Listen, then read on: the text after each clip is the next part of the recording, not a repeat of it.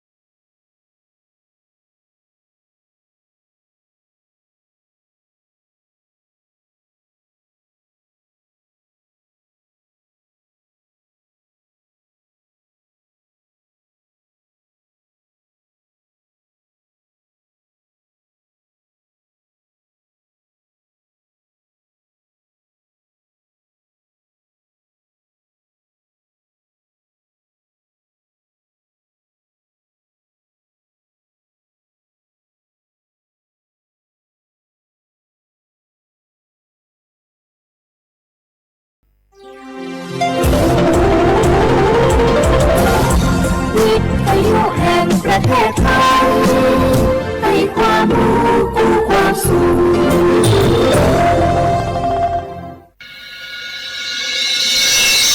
สถานีวิทยุกระจายเสียงแห่งประเทศไทยจังหวัดเชียงใหม่ AM 1,476 กิโลเฮิรตซ์สถานีวิทยุภาคภาษาชาติพันธุ์แห่งเดียวในประเทศไทยที่มีความทันสมัยเชื่อถือได้สร้างอัตลักษณ์กลุ่มชาติพันธุ์สู่สากลผู้ใช้สิทธิบัตรทองหรือบัตร30 บาทวันนี้หากต้องการย้ายหน่วยบริการประจำไม่ใช่เรื่องยุ่งยากอีกต่อไปย้ายเองได้โดยวิธีง่ายๆผ่านระบบออนไลน์เพียงดาวน์โหลดแอปพลิเคชันสปสชหรือแอดไลน์สปสชพิมพ์ LINE ID @NHSO เลือกเปลี่ยนหน่วยบริการและทำตามขั้นตอนแค่นี้ก็ย้ายหน่วยบริการได้แล้วแถมยังสามารถใช้สิทธิรักษาได้ทันทีสอบถามเพิ่มเติมได้ที่สายด่วนสปสช1330บุกกี้ดูนี่สิข่าวรับสมัครไปทำงานต่างประเทศเห็นว่าจ่ายทั้งค่าตั๋วเครื่องบินให้ที่พักฟรีแถมมีโบนัสตั้ง5 เท่าของเงินเดือนมีเงินส่งให้ที่บ้านสบายเลยแต่เขาขอค่าดำเนินการเป็นแสนใช่ไหมแล้วก็ให้กรอกข้อมูลส่วนตัวแอดไลน์สแกน QR Code ด้วยรู้ได้ไงอ่ะกำลังจะโอนเงินไปพอดีเลยก็ตอนนี้นายหน้าเถื่อนกำลังระบาดหลอกไปทำงานต่างประเทศรายได้ดีมีสวัสดิการเลิศพี่สาวฉันโดนมากับตัวเสียเงินเป็นแสนแทนที่จะได้โกอินเตอร์โหแบบนี้ก็พังหมดสิขอบคุณนะที่เตือนเกือบไปแล้วไม่ล่ะเราคิดให้ดีก่อนเชื่อเช็คให้ชัวร์ก่อนแชร์แยกแยะข่าวก่อนตกเป็นเหยื่อไม่เชื่อไม่รีบไม่โอนโดยสำนักประชาสัมพันธ์เขต 3 กรมประชาสัมพันธ์ไข่มาส่งข้อความอย่างมานี่มันหลายเอ็งวันส่งมาจนกันสมัครงานรายได้ต่อวันเริ่มต้นที่360 บาทฮัลโหลน้องอุ๋ยว่าได้สนใจงานตีไอส่งไปฮือก็น่าสนอยู่หนารายได้ก็ดีทำที่บ้านก็ได้ตอนนี้ไอก็ส่งไปฮือในกลุ่มไลน์ที่มูว่างานพดละเดี๋ยวก่อนไอ้วันบริษัทอย่างที่ไหนนี่ลองอ่านดูแล้วสี่บหันมีข้อมูลอย่างสักอย่างเจือได้แต่ก็เจ้าว่าแล้วต้องถามแน่ บ่ต้องเป็นห่วงตีอ่านพอละมีตากรมพัฒนาฝีมือแรงงานมั่นใจได้ชัวร์ถ้าสนใจก็โอนกาสมัครไปให้เปิดเลยเด้อ อันเดี๋ยวน้องขอไปร้องพอดีๆกำก่อนเนอะตึงว่าแล้วโดนเพจปลอมจุ้ให้ละไอ้หวันสังเกตง่ายๆเพจแต่จื่อเพจต้องสะกดถูกและมีเครื่องหมายติ๊กถูกสีฟ้าตั้งหลังจื่อจำนวนผู้ติดตามนักตีสำคัญเปิ้นบ่มีนโยบายฮับงานไปทำตีบ้านนะเกือบไปแล้วเตือนเลยนะคะว่าอย่าลงเชื่ออะไรง่ายๆและขอความร่วมมือไม่ส่งต่อหรือแชร์ข้อมูลต่อในช่องทางสื่อสังคมออนไลน์ต่างๆหากสงสัยติดต่อหน่วยงานนั้นโดยตรงมั่นใจปลอดภัยกว่าค่ะสักนิดคิดก่อนแชร์ปรารถนาดีจากสำนักประชาสัมพันธ์เขต 3 กรมประชาสัมพันธ์ เพลงนี้ขอมอบให้บรรดาผู้ที่ไม่ยอมแก่ทั้งหลาย เตรียมตัวสู่สังคมผู้สูงวัยใจต้องพร้อมผู้จักอดผู้จักออมวางแผนชีวิตออมเงินไว้ใจในวัยชราบริหารการเงินให้รัดกุมเช่นการทำบัญชีรายรับรายจ่ายของตนเองบริหารหนี้สินให้ดีบ่มีหนี้ดีที่สุดแล้วก้าวสู่สังคมผู้สูงวัยอย่างมั่นคงแก่แต่ตัวแต่หัวใจยังมีไฟด้วยความปรารถนาดีจากสำนักประชาสัมพันธ์เขต 3 กรมประชาสัมพันธ์ที่ยังไม่แก่หรอกน้อง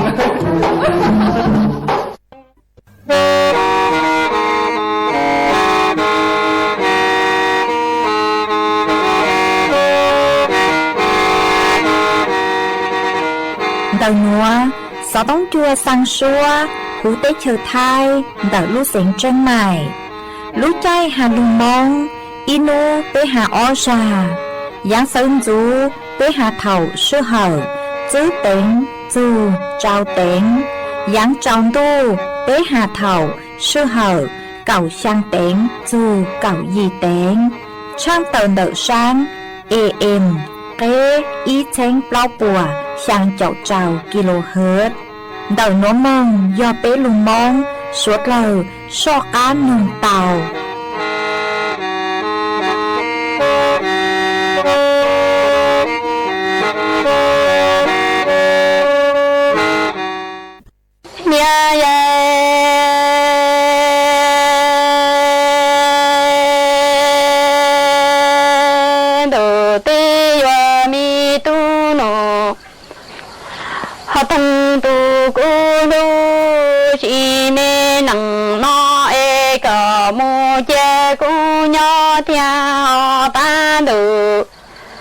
Lo li no e chi tia ra wa nha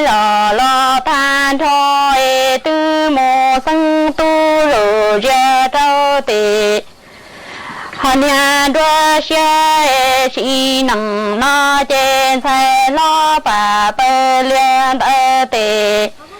nhang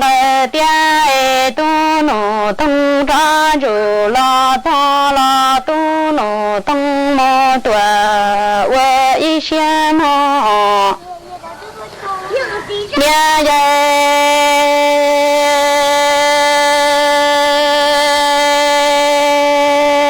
mi tu no ha tung tu cũng cho e xi nang no mi ga ke chi tia ra wa nha lo tan tho e mu tu tu pa pe lia tho te nha đua cho e ka wa yi xian bo ho tăng le yu yan cho lo chi wa nia yi xian lo ho chi san ja ya mi tu no tăng anh ya ye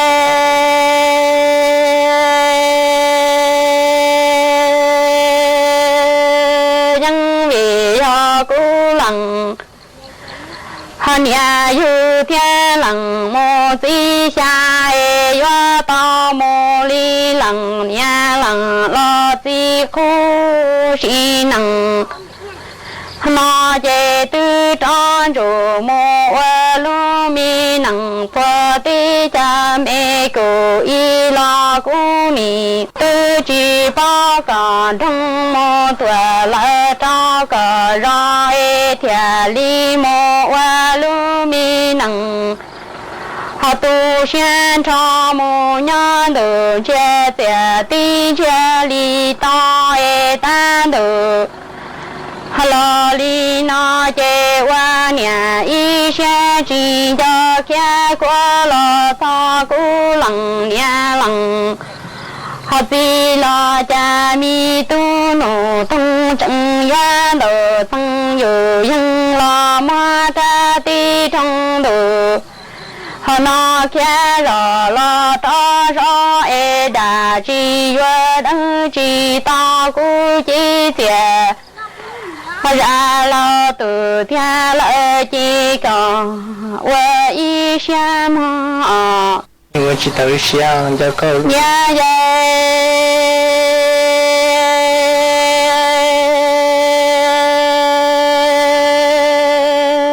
个，几百米个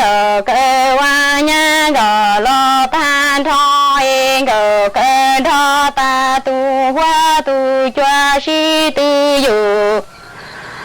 这山民都把地屋龙家去海天了三了爹说三人棚，还有多孤苦为要冷年有天冷莫最破见去我大蒙古冷。年后哎，我把蒙古冷了最花哎，我一下莫我路能，好早单路米经为那老家家个见路米些，好奇怪嘛正东他的米心说了因为要顾及些。山都老大了，都天月米都弄灯啊，天人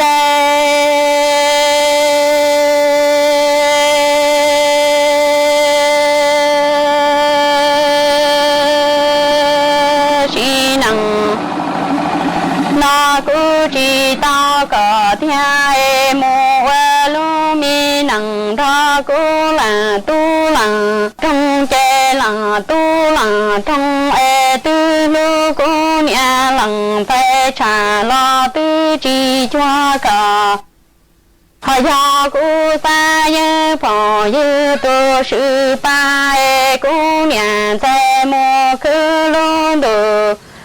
天灯都照了姑冷都冷中间都几强姑娘。好到一边上哎，家家冷年天冷水在天里看过了，好地着了草哎个正热的冷年冷水忽晚忽知了，知道着见你心的比那么多。好心动个哎，但那米个我娘大姐都弄通我一些了，好草三草哎我一些了，几草到吗？เกคอมอสิทธิบัตรทองไปจำกัดคอมอต่อสรุปเจชั่วยาก็มั่วบัตรประจำตัวประชาชนนี่คือสิทธิบัตรทองไปจำกัดคอมอที่นำมูจวสีก็ที่เด่นบัตรประจำตัวประชาชนซื้ออยู่เดิมเจ้าเก๋ยุเซียเถาก็มูเจชั่วเต่าก็ยกริจาเถาก็มูเจชั่วเจก็ได้บัตรประจำตัวประชาชนเราจะเจชั่วหัวม่วใจสีเราจะใช้คอมอวันนี้สีก็เราเต่าก็มูคอมอเดิมจะใช้คอมอเอกชนวัวกงเตเจ้าเก๋คอมอรอสปสชเราเต่าเทียก็มูเจชั่วนุตือเราเต่าเราก็อยู่จึงใจวันเดย์ย่อเขาแอปพลิเคชันหมอพร้อมที่แอปพลิเคชันเป๋าตังกูเต่าเทียจะใช้คอมอวัวก็ถอแต่งใจมูคอมอออนไลน์เต่าที่เขาจะใช้คอมอด้านนอกอีคลินิกเวชกรรมชุมชนอบอุ่นอ้อคลินิกทันตกรรมชุมชนอบอุ่นเป๊ะคลินิกแพทย์แผนไทยชุมชนอบอุ่นเปล่าคลินิกเทคนิคการแพทย์ชุมชนอบอุ่นจีคลินิกพยาบาลชุมชนอบอุ่นเกี่ยวกับตอนนี้จ่าเตียรู้ชาวคอมมอนคือเที่ยวกรุงเทพเจ้าเก๋คอมมอนรอสปสชเดี๋ยวก็มาใช้ตอนนี้ของเว็บไซต์สปสช www.mhso.go.th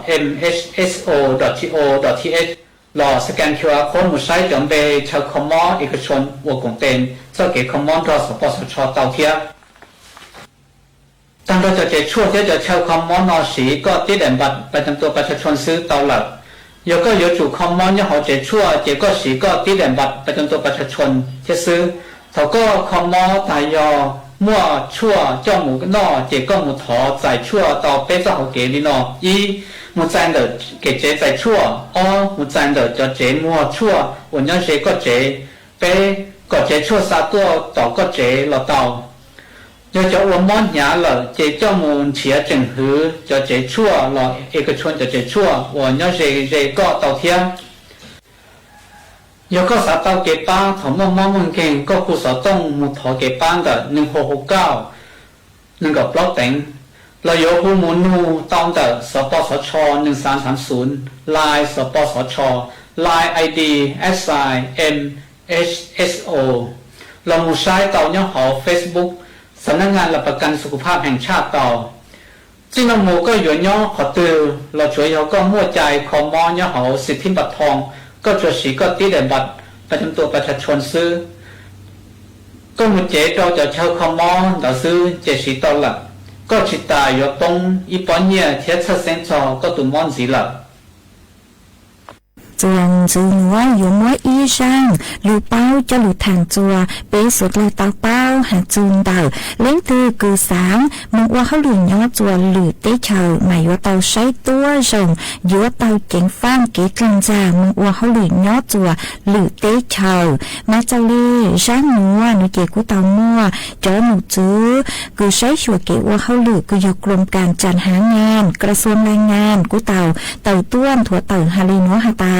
กูมัวจอตู้ช่างมิจฉาชีพเต่ากลั่นจ่าจอตัวหนึ่งไทยมึงว่าเขาหลุดเงาจัวหลุดเต้เฉาชื่อเซ็งยอมึงว่าเต้ธุรกิจกูจื้อจองถูกเก๋ใจมาเงาจวนดอกเต้เฉาไทยกูปูเตาหาตามาย้ำกูตั้งลูกกูปูเตาหาตาตัวหนึ่งเจ้ากลั่นจ่ามึงว่าเขาหลุดจ้องเกินเก่าเลยชื่อเซ็งยอเงาจวนดอกเต้เฉาออสเตรเลียเต้เฉาญี่ปุ่นเต้เฉาสาธารณรัฐเกาหลีสหรัฐอเมริกาฮะเตเชอร์ไอซ์แลนด์มาวิเลนดาวนูเจจอหนูจื้อคือใช้ชัวเก๋ว่าเขาลือกุญยตัวเตเชอร์ไทยชาเลเช่าจูจอไปเสียงสดเลยมาชาเลเตาเต๋อตัวช่างเต๋อจัวสดเลยยัวเตาเจงฟ้าหนอหัวยองฮตามีสังฮตามียัวมาว่าเขาลือเนาะจัวลือเตเชอร์นูเจกุมว่าเป็นสื่อคือฮตาช่วงจัวเตายอดจื้อวิธีเจ้าเลนัววิธีที่อีหนูเจกูยัวเตามือหนึ่งจอหนูจื้อกุญยจัวกรมการจัดหางานวิโยฮตาจอหนูจื้อกรมการจัดหางานปัวโยหน่วยงานคือฮตายัวช้าเข้าลือห้าสั่งจอตู้ชูกุญยจัวเตเชียวไทยมึงว่าเขาหลือยอจัวหลือเตเชียวขออ้อหนูเจยอมั่วจอบริษัทจัดหางานคือยัวยอตูคือฮตาสั่งจอตัวหนึ่งคือสามว่าเขาหลีเนาะจัวหรือเตเชอร์มองแต่ชมารู้บริษัทจัดหางานเดายัวจู่ยออีรู้บริษัทคือว่าเจ้าเก๋เจ้าใจฮะยัวจู่เขาเรค่าใช้จ่ายจุดคลาวเจ้าเลเก๋ใจเตาหาจีเจียขอแป้งนูเจยอตัวเราปางคือเนาะจัวหรือเตเชอร์ยอตัวคือ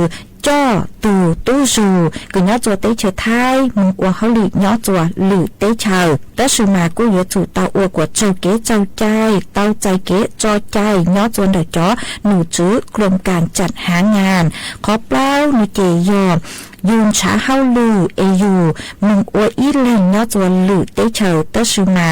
ก็กูยอจู่ตอนช้าอย่างเฮาลือคือหาตามมัวเจ้งตาฮะ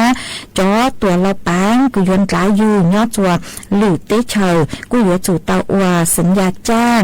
หาตาหลายยูมึงว่าเฮาลือตาเอยูยอจู่เตามึงแจ้งมึงหาจัวจอหนูจื้อกรมการจัดหางานตื้อสื่อวันเดคือก็ยัวเตาเก๋มึงว่าเฮาลือเนาะจวนหรือเตเชอขอจื้อหนูเจยอเจ้าตัวเราปางไปอยู่ตัวคือสร้างอยู่มกว่าเขาหลือเราชิมงสู่เขาหลือยอจัวหลือเตเชอเตชิมากู้ยัวจู่เตาหาจัวจอหนูจื้อกรมการจัดหางานอีอย่างเก่าห้ามาเป้มั่วเป็นสื่อช่วงจัวตรวจสอบจอมเบเดาจอบริษัท จัดหางานคือเตาใจเก๋จอยใจกวนช้าตัวหนึ่งเมืองว่าเขาหลีย้อจวนหรือเตเชอเตาจวนเต่าจอหนูจื้อกรมการจัดหางานและชื่อเว็บไซต์กองทะเบียนจัดหางานกลางหาคุ้มครองคนหางานเต่าตัวทูเว็บไซต์กุยอwww.doe.go.th/IPD มากูเช่าจูเป้จอนะจูกุตีนิ่งจางสดเลยจูขอหาตาเป้จอกุตีมองกูยออีให้มิงกูมึงอัวเขาหลุดย้อจวนหลุดตีเฉยโจ้งเฮงเลมากูเช่าจังกูสดเลยยัวเจ้ากลางจ้ามาวีเล่นได้นุเจเป้กูยัวเตาเจงฟ้าหนอยัวเตาชวนจวกขอเจ้งตัวชงยัวเตางามงใช้จูหูจอเว็บไซต์หาแต่จอบริษัทกูช้าตัวหนึ่งอัวเขาหลุดย้อจวนหลุดตีเฉยปัวยอจอบริษัทกูอัวเจ้าเก๋เจ้าใจปัวยัวสร้างอยู่อัวเขาหลุดย้อจวนหลุดตีเฉยตาอยู่ปัวยัวจอชาเต่ามากูยัวเต่าชวนจวกขอเจ้งตัวชงหอมากูมวยจะหลุดทางเลยหนัวอัวเก็บเป้าจัวเป๊ะสดเลยเต่าเป้าเลยหนัว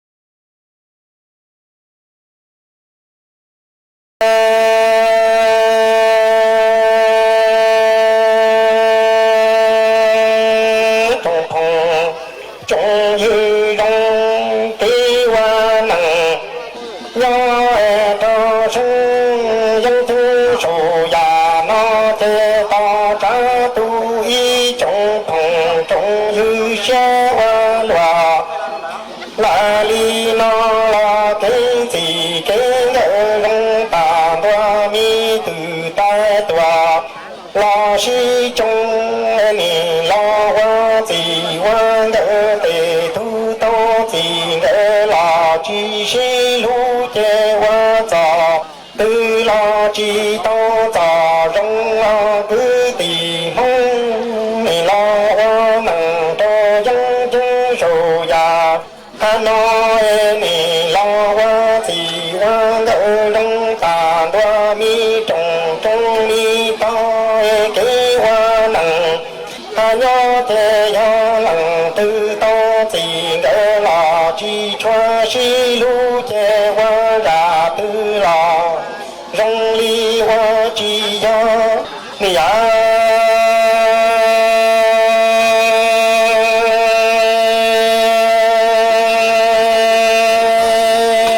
si nặng nó ni lo to gì ngỡ lò chi si lu ni lo nhớ qua gì quan đỡ lo lặng tu lặng ta trong che ni ni nu đò la cái loa cho giò cái đế cho nhẹ đầu ta cho nhớ tỏ chế che ni tu tu tề lo ê tề mê ni lo lu tề chua qua tề an chế cha cha gì ngỡ lu su dia la bư hoa kê lặng tu lặng tung con dù la cha chế tu la ba la trong dân la tề khu chi si lu chế thi chế cha ba mu thờ nữ hoa đê ni la hai lu la ma nhu nhung ye pa chế la cho nữ thế ni ya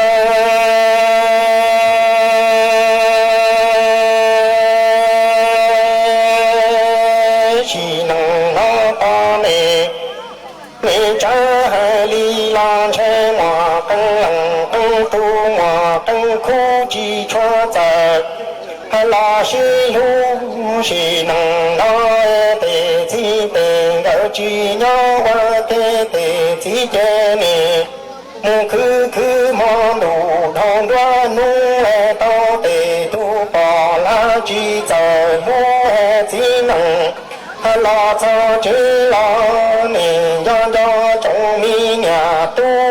nì mua đa để ta thong thơ gió cứ lo si lu nì tu thọ tòa lu su gia lo tề tu thế gia nì lo ta si qua lo cho du qua ta y nguồn đó làm lo bỏ nhà tơ tia chi nặng hoa cả chi to đa lu si nặng nó thế thia thi tề la lu nó la chi si lu ma ni ya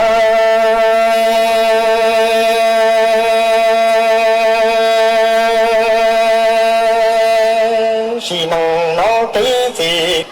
lo cứ gỡ lặng tư lo mình chân thơ là xuân thia qua cái gì cái gỡ chết mình chân thơ ta có lo lu đông xa nó có lu xóa nó thia chỉ nhỏ hoa gì quan gỡ lo cho nu toa chỉ nâng nó mò căng nâng lệ căng khô chỉ giờ chỉ lu chê là hoa nâng nhớ yu mò tu sa mò nhua la hoa nâng lâu cu tư chọn ra lò bư chỉ si hoa ni chỉ công y cha bia nọ lợi y hoa chỉ nâng nó tới trong la mu pa lo chỉ loan gỡ la si lu tới trong hỗ trợ la tua bê tu tới la 若是破的地些上让我把多了，早给我记。老王的那种呀的冷对了，人城城打造米给木多。老是路你老我自往的这你要我给老。离山求丹路头起莫边才几宝贝都在几鸟天被几能找西分囊装来。老是不天里几鸟去搞莫年吧，搞莫过莫得苦子。俺个这拉我能老得过古有莫才都莫都拉得都得给这生中给中路，是路是能老你老我能老得过古老天，里头中把木把罗子乱个这老是路你早将来。女老师不在天林城城了，给自己儿找，给老师路吗？你呀，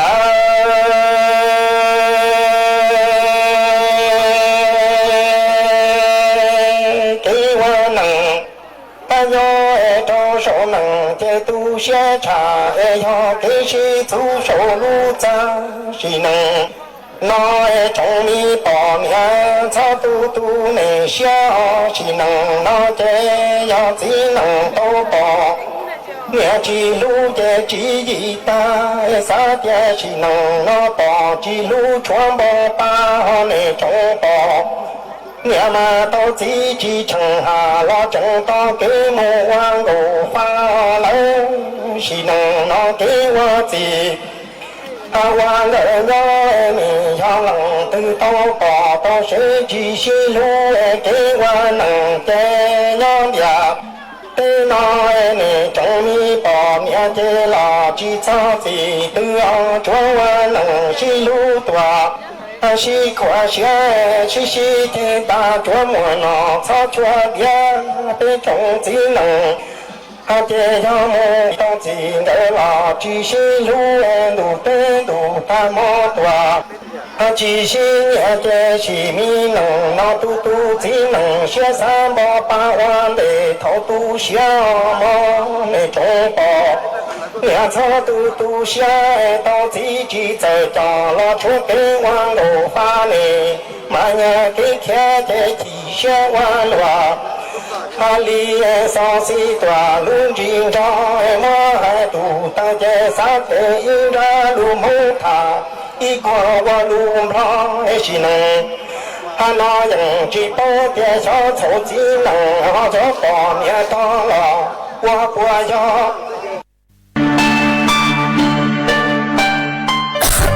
Đâu nữa phốt chua trừ rong lây gió băng phốt á ôn PM 2.5 đào hẹn qua băng chữ thao lây do câu la mà do bé chỉnh chia rong lây nữa gió ua chua mua tiếng mèn chua suốt lâu há chó tú chẳng tới thầu lú chế tàu chữ tăng lên đỡ sẽ đi kịp chữ rong ha e bé gió sư băng lâu tiếng mèn lấy chàng dông dông gì sư lưu bí chuan đầu YouTube khen chót lẩu tên long cua tê khai giả lưu bóng báo kế ô la ô tê chót lẩu lưu sứ kế thải phao tê mố tên long cua lưu ô chỉ cho lưu sứ bán tí thải sủa tàu do bù mua kế lẩu hà chua cho nụ chữ cho nó thi mừng sứ bán tùa há sứ bán cho sống tồn ua của bố chua rồng tê cho tú chẳng tê thờ dúa tua chẳng chống ruột u do suốt lâu sư bán lên nữa phó chua dây dúa rồng tua do cơ lưu sư bán ua của phó chua rồng chua nền thái há cho tú chẳng tê thờ kế thâu chu luôn đầuสำนักประชาสัมพันธ์เขตใต้กรมประชาสัมพันธ์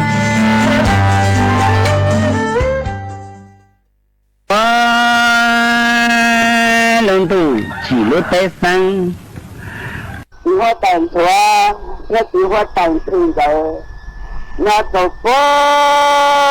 nên là nên lòng tê đó nó chẳng lo tự uốn lo đã bị quật đã cái cổ quật rồi quật tiệt tại ít toàn tu hậu và nông sống và là nó chỉ là khổ qua giống thêm từ cha gì nấu trời qua giống chạm từ đầu như là như nông tơ mà tôi đi trở lại nha tôi có thể tao xia nó đi tôi cái cũng tôi nó phân đặt xia mà sợ chờ tao đợi chờ tôi cái cũng tôi bỏ tôi tao xia luôn tôi cái cũng tôi hạt gì giờ đi trở lại tôi bảo tôi chơi rồi có một nó phân đặt xia giờ đã xóa xong cũng là nó phân được tao xia là có gì xia này rồi giờ tôi đi trở lại thế bảo là tàu là mà cũ mà tụi nó tiền cũ có nhá chỉ tàu của sao nó đã khó tiền rồi có cả chữ bảo chơi thằng đấy luôn tôi đi trở lại thế tôi cái của tôi để bảo kia lúc tôi chạy rồi giờ tôi cái của tôi làm nhá cho tôi ta xia tôi đi trở lại làm nhá cho đã theo cái lâu thằng đấy tôi đi trở lại là trong tôi đã có theo cái mà mua cả đây đồng chỉ đồng đâu có đây là mua có chó là mua đồng chơi là mua một cái chả cái dây là mua tôi đi trở lại một trăm là tôi cả đây mà mình cho nó chỉ ta một cây rổ mà đại đất tự do khởi chỉ bảo ta một hộ ở lúc cả đây một cây mình chơi nó chỉ ta ở tôi đi trở lại nó chụp ra mình nhớ xảy ra mình chán chỉ bao hạt tiền sนุกสบายสนุกสบายชิลาวชิเฉลงชิลาวชิเฉลงนะมาเนี่ยนกว่าจงเชิญตัวคนแบบเตี้ยเลยจุดตรงนี้ก็ปุ๋ยเต้มันยับตัวใต้เสื้อตัวนอนน้อมุสัวเขาตัวเต้ติดเสียชิตอนน้อมุสัวเขาตัวเต้ติดเสียชิตอนน้อมุสัวติดเต้หาเขาหมดจ้าหมดได้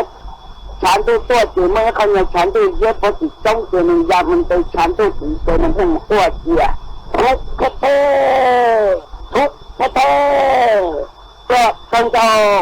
ตัวกังโกนั่นนะเดี๋ยวผมได้การปูตื้อเสียที่จะหลังจะปอเตาลุตื้อแต่เราจะตกการปูตื้อมันยับตัวเตาเสียตัวจะหลังยับตรงแบบเสียเลยเราจะตุนชัวจะหาตัวตุนเสียเสียก็หล่อล่อกังโกกูหล่อล่อตัวเจี๊ยนี่นะตัวแท้คือโกมาเต้าโตที่ชาโกมันนั่งโกมันตัวโกมาเปล่าเจ้ามันตายเลยสิ่งเพื่อนชวนกันต่อเขาต่อหาต้นซื้ออะไรเสีย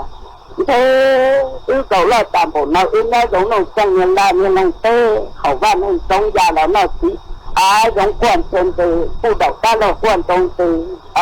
quan cho quan chi cho đâu chi cho lên nông cho của bà lên tuổi như ra đâu khu đâu quan chỗ cho lên cho mà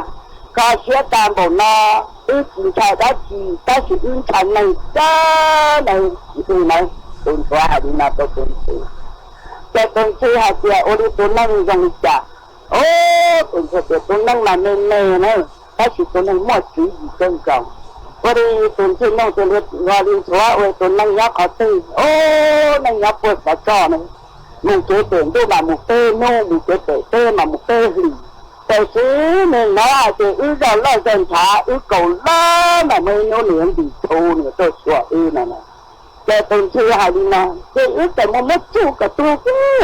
chứ tôi xóa hạt chứ tôi chỉ tao tôi chơi cái cú chú tao kia chứ đấy là chú tao chỉ cùng một cái tôi có chú tao mà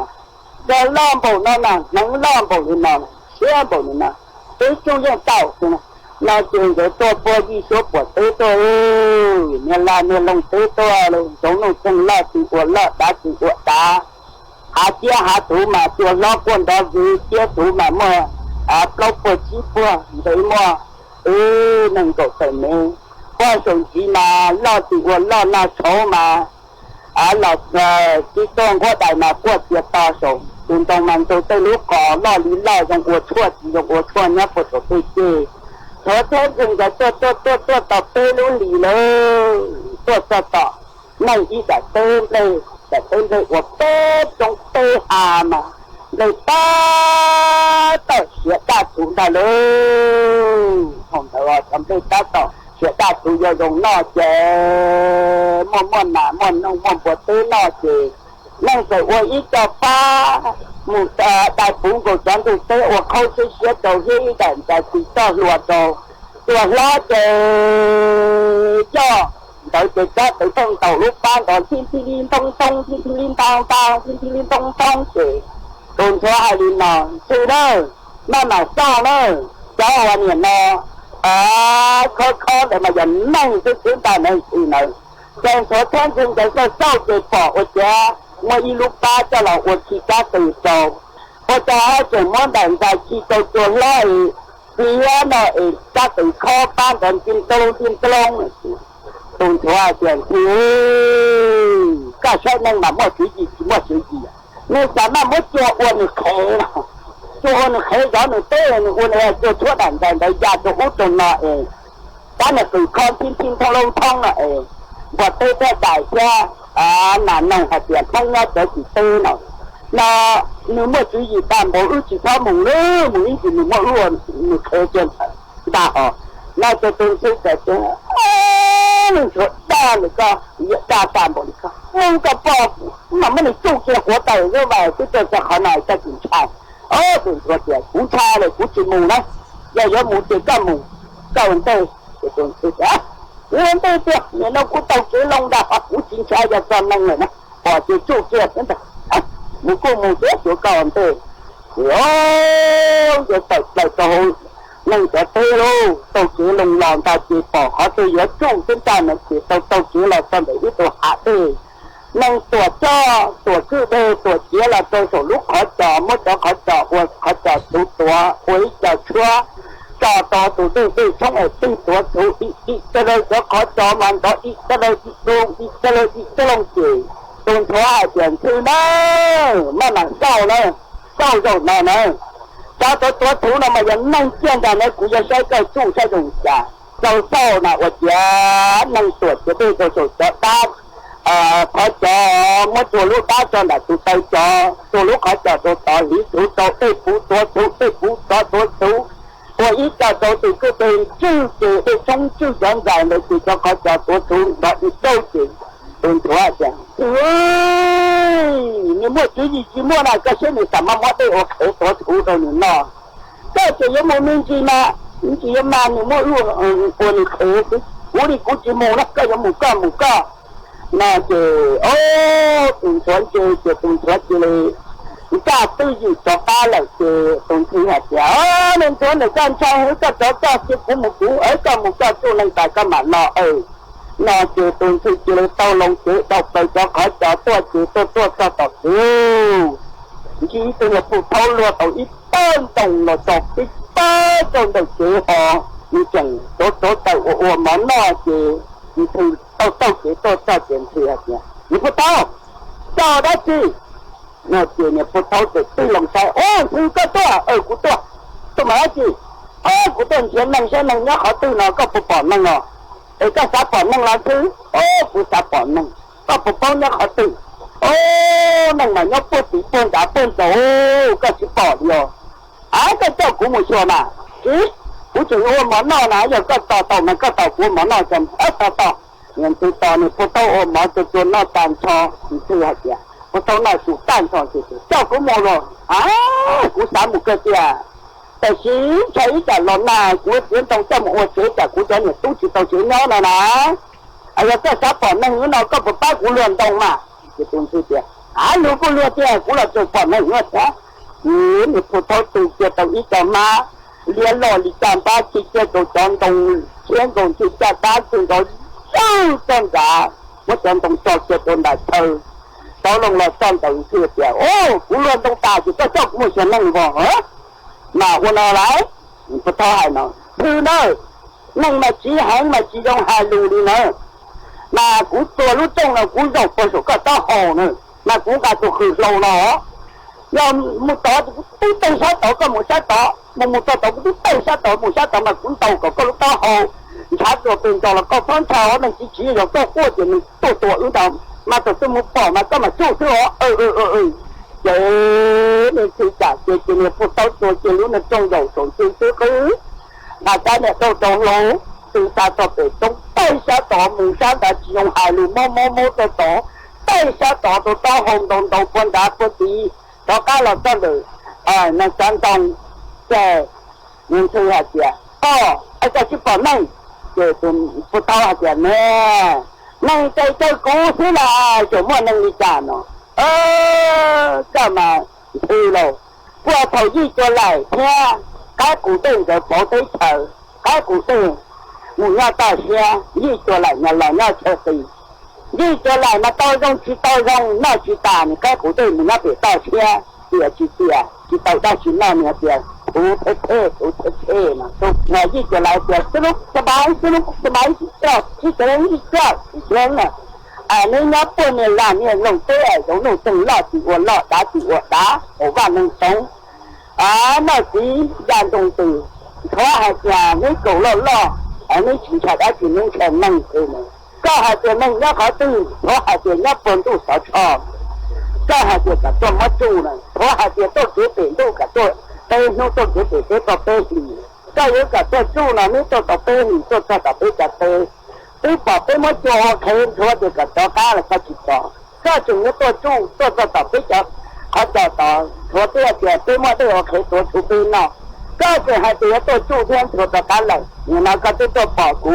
cho tôi tu chỉ tàu cú tôi mất cho khen luôn trong mất cái đồng đầu tàu tà của cú khenแล้วก็จะก้ามูมาเขาเลือกเจ้าก็เลยตีเลยนี่คือเสียเสียมันเกิดก้า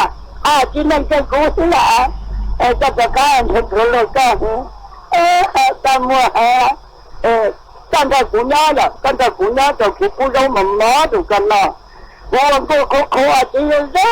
กดูกันเนาะอีจงกูจะก็มันเหลือตรงชอกันแต่กูน้าล่ะcái trăm mà tự làm cho anh nhớ là mà giờ đi nó chơi từ từ từ ôi đi bây giờ chúng ta anh nhớ là nó buồn sai nào ôi sai họ yêu ta chết tàu cho cái một cũng nhớ mà tôi chỉ cũng mấy to sờ rồi ít thà chỉ lúc đó là số có sát từ chơi thay chuột tàu số họ cho là chân của lúc ta đã nằm mà đầy luôn chuột thùng luôn của lúc tàu từ rồi còn mà nên bỏ mà nên chơi gì à ôi tụi chia nó một chữ nữa thoát tua giờ chiều lên nó chỉ có một con đến tí nên nó là lấy tôi lấy chi tàu thả nó tôi co thứ là chỉ có chi phí câu dầu cứ tàu tới cái tàu câu rồi nó là người cũng sẽ tên nó chi mùa có xe lâu là tôi cũng cho chỉ phụ tôi tổn tôi với tôi là xe lâu thả chỉ lúc tôi là số tiền tôi thật sự chơi khó thật tôi tuổi mất cho cái tôi để mình cho cái rồi chỉ tránh我哋能做碰手機，做到我哋做碰攞住攞進去揸車，你啊難做啲哪能做能有亂動，能我哋我開手啦，你睇下現在去亂咯，就動作找到藝術國際，咁我用用上嚟，就動作知道我開，下動作嘅嘛我開頭呢係用亂動過單子大。cho nên nó có đó nó tà nó là thia nên cho nên tính người ta đâu cần ta có mọi thứ gì cho đó nó lúc tới chờ lúc bảo dùng trà gì cho lại nó cái của đây là lúc năng dùng trà thì có thế thì là lúc năng dùng trà cái số đây chọc bỏ cho đó nó tà thì nó là thia nên tính người nó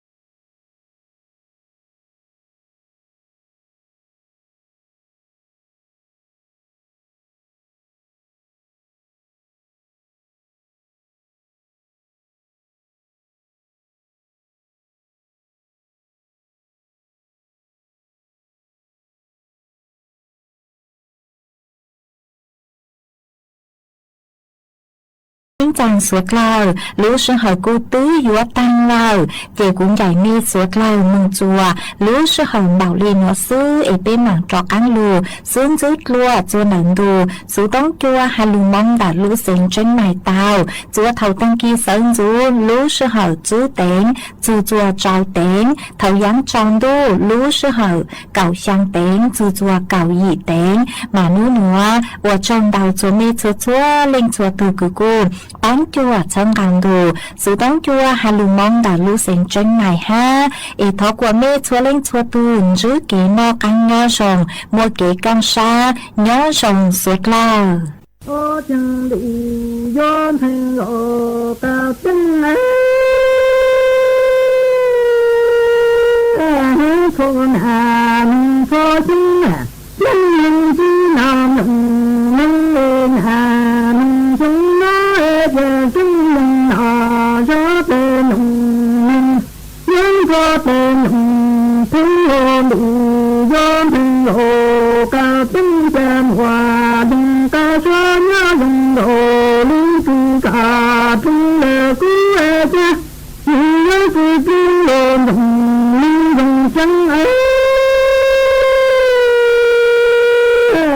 กาดึงกุดึงดึงจึงให้โลกาตึงจ้าคนหามึงโคจึงจังยังจีนามมึงเอ็นหามึงจึงน้อยจะจึงนังนาจะเป็นนังยังพอเป็นนัง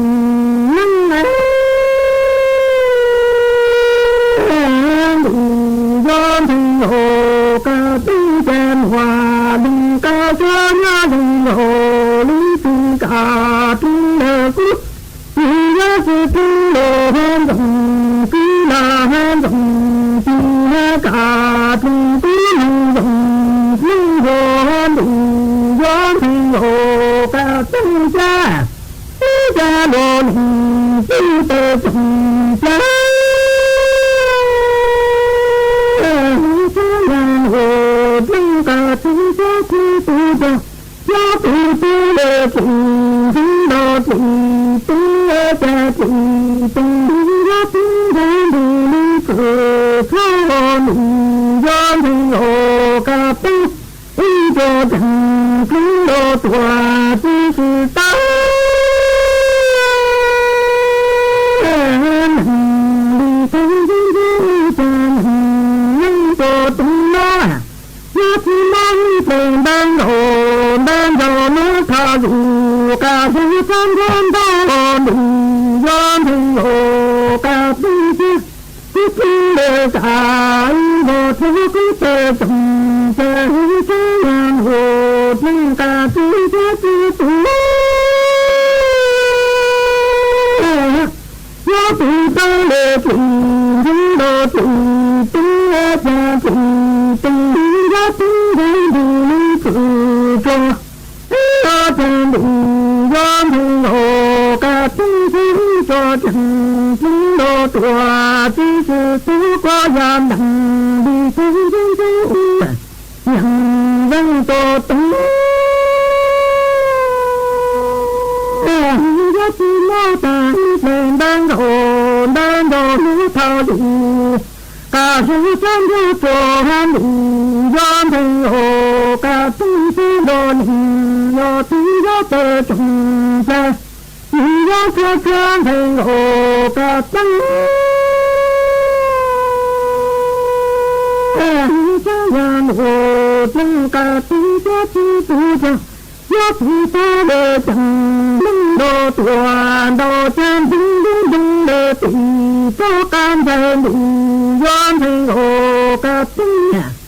cho chẳng chúng đô tòa chi sự tu ya nặng đi tu dân tu cha nặng dân tô tung giá chi nói lệ đang đo đưa tha lụ ca ra tòa đưa an đề nan đủ dân thành hồ ca tung sư đồn lo tu giá tê trọng tê yan hồ thân ca tu giá chi tu tu ta chẳng linh đô tùa đô chi dinh ตุก็การเจริญย้อนถึงโอกาสที่จะโจทย์ถึงโลตัวที่สุดก็จะดังดีถึงที่จะดังโจทย์ถึงที่น้อยเป็นดังโดที่พออยู่กับที่จะที่อยู่ย้อนถึงโอกาสที่จะคนหามึงก็ที่เลกายที่เลกาก็ที่อันว่าปีเจยังยันหามึงที่นักที่เลกาที่เลกายงโจปีนั่งคือตัวชัวที่โลตังนาเตอคือพระโลตัวจะที่ยงมันย้อนถึงโอกาสที่คนหามึงก็ยังที่เลกาที่เลกาจะที่อ่อนหัวที่จะที่ย้อนหามึงที่นักที่เลกาที่เลกายิ่งโจตัวไม่ตัวโซ่ที่โลตัง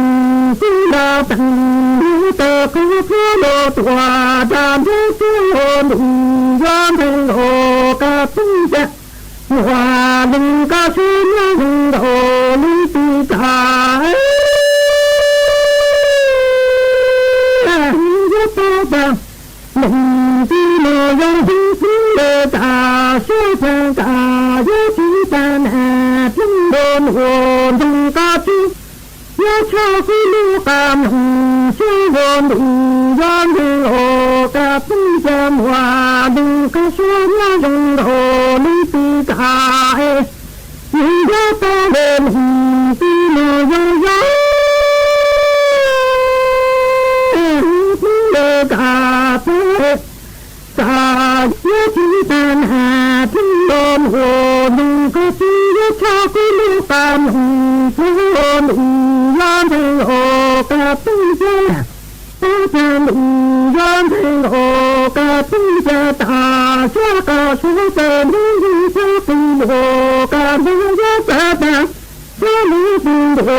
ที่จะยกขึ้นตาเลตุโซ่เชื่อมีโดที่โดตังมึงจะให้เป็นย้อนถึงโอกาสที่จะที่สิ่งเลตุแต่ที่ขึ้นเดินโดตังก็พอเมื่อตาตาชอบมึงที่ชอบเลกามึงรู้ที่ชอบเลกาแล้วก็ขึ้นตังโดตังก็พร้อมเพื่อตังตาชอบมึงที่ชอบเลกา สถานีวิทยุกระจายเสียงแห่งประเทศไทยและเครือข่ายทั่วประเทศเสนอข่าวต้นชั่วโมงรู้เร็วรู้จริงเกาะติดทุกสถานการณ์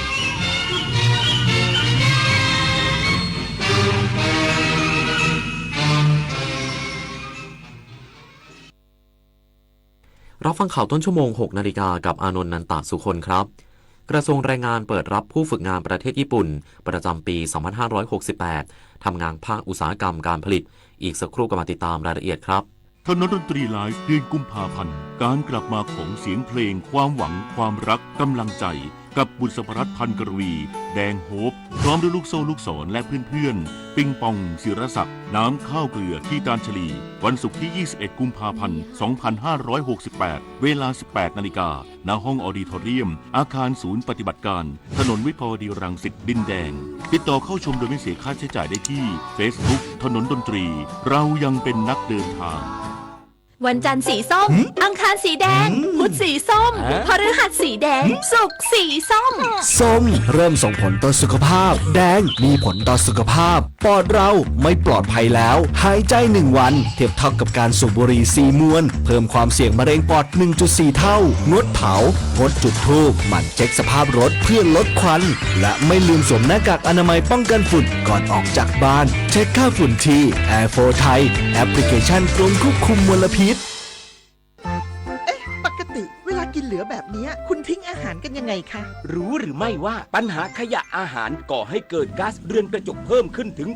8% ส่งผลให้เกิดภาวะโลกร้อนวิกฤตปัญหาสิ่งแวดล้อมที่ทั่วโลกกำลังเผชิญมาร่วมกันจัดการขยะอาหารด้วยการกินแต่พอดีไม่เหลือทิ้งเปลี่ยนขยะให้เป็นประโยชน์เศษอาหารไปทำปุ๋ยอินทรีย์หรือแปรรูปเป็นพลังงานนำกลับมาใช้ใหม่ลดขยะลดโลกร้อนเราเปลี่ยนโลกเปลี่ยน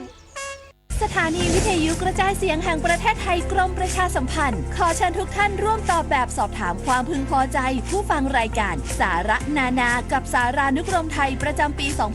2568 ผ่านทางออนไลน์เพื่อให้เราสามารถพัฒนารายการให้ตรงใจผู้ฟังมากยิ่งขึ้นท่านสามารถติดตามรายการนี้ได้เป็นประจำทุกวันในช่วงข่าวภาคเช้าเวลา 7 นาฬิกาทางสถานีวิทยุกระจายเสียงแห่งประเทศไทยสามารถร่วมตอบแบบสอบถามได้ง่ายๆเพียงเข้าไปที่เพจ Facebook ของสถานีวิทยุกระจายเสียงแห่งประเทศไทยหรือเพจรายการข่าวยามเช้าบันทึกสถานการณ์ค้นหามาเล่าและหมุนตามวันพร้อมลุ้นรับของที่ระลึกสุดพิเศษจากเราโดยจะประกาศผลผู้โชคดีในเดือนพฤษภาคม 2568 อย่าพลาดโอกาสดีๆแบบนี้นะคะมาร่วมกันพัฒนารายการที่ดีเพื่อคุณและสังคมไปด้วยกันกับสถานีวิทยุกระจายเสียงแห่งประเทศไทยกระทรวงแรงงานเปิดรับผู้ฝึกงานประเทศญี่ปุ่นประจำปี 2568 ทำงานภาคอุตสาหกรรมการผลิตและก่อสร้างสมัครออนไลน์ฟรีได้แล้ววันนี้นายพิพัฒน์รัชกิจประการรัฐมนตรีว่าการกระทรวงแรงงานเปิดเผยว่ากรมการจัดหางานสนับสนุนการทำงานในต่างประเทศโดยเฉพาะประเทศญี่ปุ่นที่มีความต้องการจ้างแรงงานไทยจึงจัดโครงการสานต่อโคราชโมเดลสรรหาเยาวชนไปทำงานที่ประเทศญี่ปุ่นโดยบูรณาการร่วมกับสถาบันการศึกษาในการทำหลักสูตรการศึกษาให้สอดคล้องกับความต้องการของตลาดแรงงานต่างประเทศและในปีนี้ได้รับสมัครผู้ฝึกงานเทคนิคในประเทศญี่ปุ่นผ่านองค์กร IM Japan ปี 2568 ประเภทงานอุตสาหกรรมการผลิตและอุตสาหกรรมก่อสร้างโดยแบ่งการสมัครออกเป็น5รอบแรกสมัครตั้งแต่วันที่1ถึง28กุมภาพันธ์นี้โดยผู้ที่สนใจสามารถสมัครสอบได้ที่เว็บไซต์ toea.doe.go.th ไม่มีค่าใช้จ่ายและไม่เว้นวันหยุดราชการสำหรับคุณสมบัติเบื้องต้นเป็นเพศชายอายุ 18-30 ปีจบการศึกษาระดับมัธยมศึกษาปีที่ 6 ประกาศนียบัตรวิชาชีพปวชหรือประกาศนียบัตรวิชาชีพชั้นสูงปวสหรือปริญญาตรีไม่จำกัดสาขาวิชาทั้งนี้ผู้ผ่านการคัดเลือกให้ไปทำงานจะได้รับค่าตอบแทนเดือนแรก 80,000 เยนหรือประมาณ 17,300 บาทเมื่อฝึกครบตามกำหนดจะได้รับประกาศนียบัตรรับรองการฝึกงานและเงินสนับสนุนการประกอบอาชีพจำนวน 600,000 เยนหรือประมาณ 129,700 บาทขึ้นอยู่กับอัตราแลกเปลี่ยนเพื่อเป็นค่าใช้จ่ายในการประกอบอาชีพเมื่อเดินทางกลับประเทศไทยสอบถามรายละเอียดเพิ่มเติมได้ที่กองบริหารแรงงานไทยไปต่างประเทศโทรศัพท์02-245-9428หรือโทรสายด่วน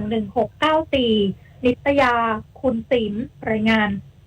กกต.สตูลย้ำผู้มีสิทธิ์เลือกตั้งองค์การบริหารส่วนจังหวัดสตูลที่ไม่ได้ไปใช้สิทธิ์ขอให้แจ้งเหตุจำเป็นที่ไม่อาจไปใช้สิทธิ์เลือกตั้งภายในวันที่ 8 กุมภาพันธ์ 2568 ก่อนถูกจำกัดสิทธิ์นายประสิทธิ์เอียดคงผู้อำนวยการสำนักงานคณะกรรมการการเลือกตั้งประจำจังหวัดสตูลเปิดเผยว่าขอให้ผู้มีสิทธิ์เลือกตั้งสมาชิกสภาอบจ.สตูลและนายกอบจ.สตูลซึ่งไม่ได้ไปใช้สิทธิ์ขอให้แจ้งเหตุจำเป็นที่ไม่อาจไปใช้สิทธิ์เลือกตั้งทางแอปพลิเคชัน Smart Vote หรือเว็บไซต์ stat.bora.dopa.go.th ภายในวันที่ 8 กุมภาพันธ์ 2568 เพราะหากไม่ไปใช้สิทธิ์เลือกตั้งจะถูกจำกัดสิทธิ์ในการรับสมัครรับเลือกตั้งเป็นสมาชิกสภาผู้แทนราษฎรหรือสมาชิกสภาท้องถิ่นหรือผู้บริหารท้องถิ่นหรือสมัครรับเลือกเป็นสมาชิกวุฒิสภา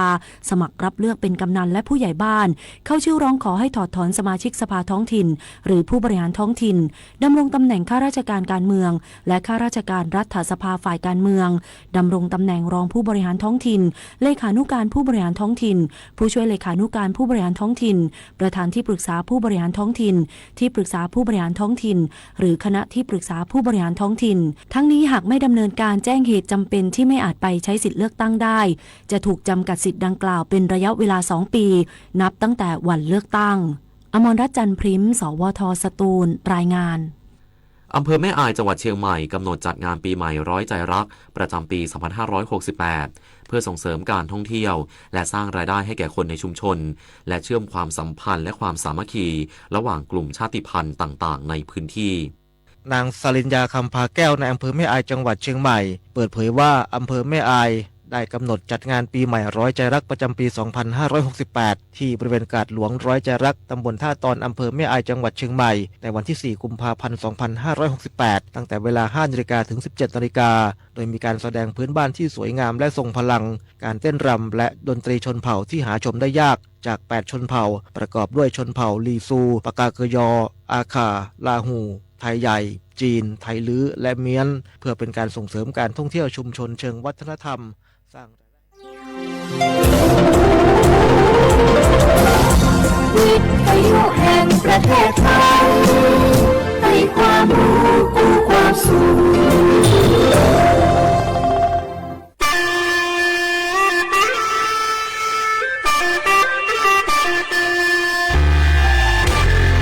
วิทยุภาคภาษาชนเผ่า AM 1476 กิโลเฮิรตซ์สถานีวิทยุภาคภาษาชนเผ่าแห่งเดียวในประเทศไทยทันสมัยเชื่อถือได้พร้อมสร้างอัตลักษณ์ชนเผ่าสู่สากล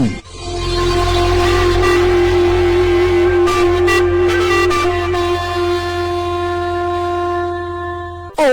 ยปวดแข้งปวดขาไม่ค่อยมีแรงทำแต่งานมาจนจะเกษียณแล้วเนี่ยออกกำลังกายตอนเนี้ยจะทันไหมทันสิคะแค่ออกกำลังกายด้วยการเดินช่วยเพิ่มความแข็งแรงของกล้ามเนื้อและหัวใจและลดความเสี่ยงต่อโรคต่างๆที่สำคัญไม่เดินหยุดนะครับทำเป็นประจำวันละ 15-30 นาทีอย่างน้อยสัปดาห์ละ 3 ครั้งอยู่บ้านก็แข็งแรงได้มาสูงวัยอย่างสุขภาพดีด้วยการเดินกันเถอะค่ะอาจิมน้ำจุ่มแล้วก็จุ่มน้ำจิ้มอาจิมน้ำจุ่มแล้วก็จุ่มน้ำจิ้มฝั่งมาจิ้มน้ำจุ่มจุ่มน้ำจิ้มเตื้อไปประชุมหมู่บ้านก่อนวันนี้ป้าหลวงจะอู้เรื่องการเตรียมตัวท่านน้ำท่วมน้ำแล้งปีแล้วก็อู้ไปแล้วหมูเม่นกะไหนถ้าปีแล้วไปฟังลองว่ามาเล่าต้องเงียบจะได้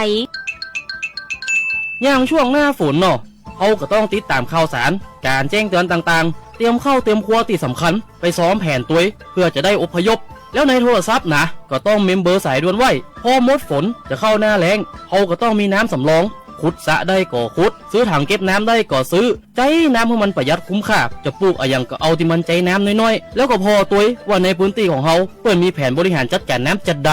ยังมาความจำดีแล้วสรุปจะไปก็เผื่อเปิ้นจะมีมาตรการใหม่ๆมาบอกเฮาจะได้บัตโต๊ะข่าวนะไปกะเรื่องจะอี้มันสำคัญกว่าจุ่มน้ำจิ้มล่ะหูไว้เมื่อภัยมาด้วยความปรารถนาดีจากสำนักประชาสัมพันธ์เขต 3 กรมประชาสัมพันธ์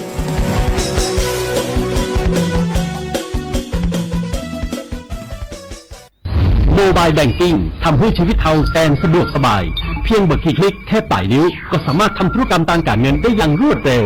แต่ถ้าเลยจนเกินไปแล้วโอนเงินผิดบัญชีล่ะเขาจะเนี่ยจะใดมาพอกันว่าเขาจะทำจะได้พ้องอันดับแรกสุดตั้งสติครับหลังจากนั้นเขามาทำตามขั้นตอนนี้กันครับ 1. เก็บเอกสารการทำรายการบอกว่าจะเป็นสลิปการโอนใบบันทึกทำรายการหรือภาพถ่ายหน้าจอของข้อความแจ้งผลการโอนเงินไว้เป็นหลักฐาน 2. คือฟังไปทำบันทึกประจำวันที่สถานีตำรวจครับเพื่อเตรียมข้อมูลวันเวลาที่ทำรายการชื่อธนาคารชื่อบัญชีตึงต้นทางและปลายทางจำนวนเงินที่โอนผ่านช่องทางไหนข้อนี้เน้นย้ำกันเลยนะครับหากโอนไปยังหมายเลขพร้อมเพย์ต้องหาข้อมูลว่าปลายทางเป็นธนาคารอะไรไว้ตัวนะครับ 3. ติดต่อธนาคารต้นทางส่งมอบเอกสารที่ธนาคารต้องการบอกว่าจะเป็นสลิปโอนเงินและบันทึกประจำวันจากตำรวจข้อที่ 4 การโอนเงินคืนกรณีผู้รับโอนยินยอมคืนเงินธนาคารจะโอนเงินคืนเข้าบัญชีผู้โอนให้เองกรณีผู้รับโอนบ่ยินยอมคืนเงินหรือบ่สามารถติดต่อได้ผู้โอนต้องแจ้งความหน้าสถานีตำรวจเพื่อธนาคารของผู้รับโอนเงินดำเนินการอายัดบัญชีหรือให้เปิดเผยข้อมูลบัญชีปลายทางให้แก่เจ้าหน้าที่ตำรวจและข้อที่ 5 หากดำเนินการแล้วบ่มีความคืบหน้าขอคำปรึกษาและร้องเรียนได้ที่โทรศัพท์1213ศูนย์คุ้มครองผู้ใช้บริการด้านการเงินธนาคารแห่งประเทศไทยวิธีป้องกันการโอนเงินผิดบัญชีที่ดีที่สุดก็คือต้องตรวจสอบหมายเลขบัญชีหมายเลขพร้อมเพย์ชื่อบัญชีชื่อธนาคารและจำนวนเงินที่ต้องการโอนให้ถูกต้องทุกครั้งก่อนกดยืนยันเพื่อทำรายการโอนเงินผิดชีวิตต้องไปแก้ไขแต่ถ้ามีสติและตรวจสอบดีๆก่อนโอนจะเป็นการป้องกันที่ดีที่สุดตรวจสอบให้ดีก่อนคลิกโอเคทุกครั้งนะครับ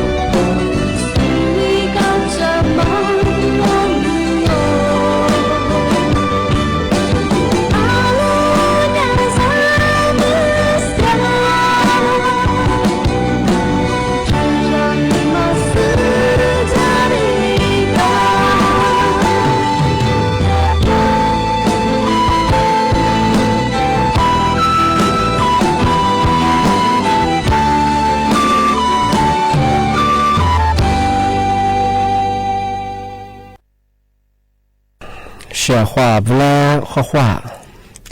那么触摸啊，听你许墨字啊，我历史我都知的话不了。啊，我喜欢我他วิทยุนะจะสู้ไลฟ์สดตีสุดละคือเนี่ยละคือข้อความงงอ่ะที่เนี่ยอ่ะว่าลิสุอีเวลามาคืออะไรเนี่ยจ่ามาคือเนี่ยสวัสดิ์จ่าปุ๊บดูที่ก็ถือว่าเนี่ยรายการลิสุมาจบสู้ก็ที่ไปอย่างรายการลิสุเนี่ยจงเนี่ยที่ว่าที่มูลที่ว่าก็คือนี่มุขนี่สามมุ那边和宠物欢迎节目，人家么个早都行哎，么个早呢和喜剧不欢迎黑剧，那边和宠喜剧不欢迎黑么是不行哎，那边和因为那咱们和你啥话咱们呀，拉克勒基边和这个头和黄么么和做些欢迎边和。我做片我喜欢ที่จะปีใหม่ประกาศยิงที่นี่คือถ้า Facebook ตัวนี้ก็คือยาละคือกดไลค์กดแชร์ยิ่งเกิดกว่านี่ไม่ถึงยังบรรยาลิสูบางบรรยาที่4นี่ไม่ถึงก็คืออาหมูนี่อีกก็คือนี่ตัวว่าชดเชยโคว่าจังที่บรรยาไทยบางบรรยานี่ฮะลีกนี่ยังไงนี่ไม่ถึงว่าคือนั่นยังไงวันอังคารที่4ไงเดือนกุมภาพันธ์ไงพศเป็นยังคือ2568ที่เขามาโง่ช่วงงาน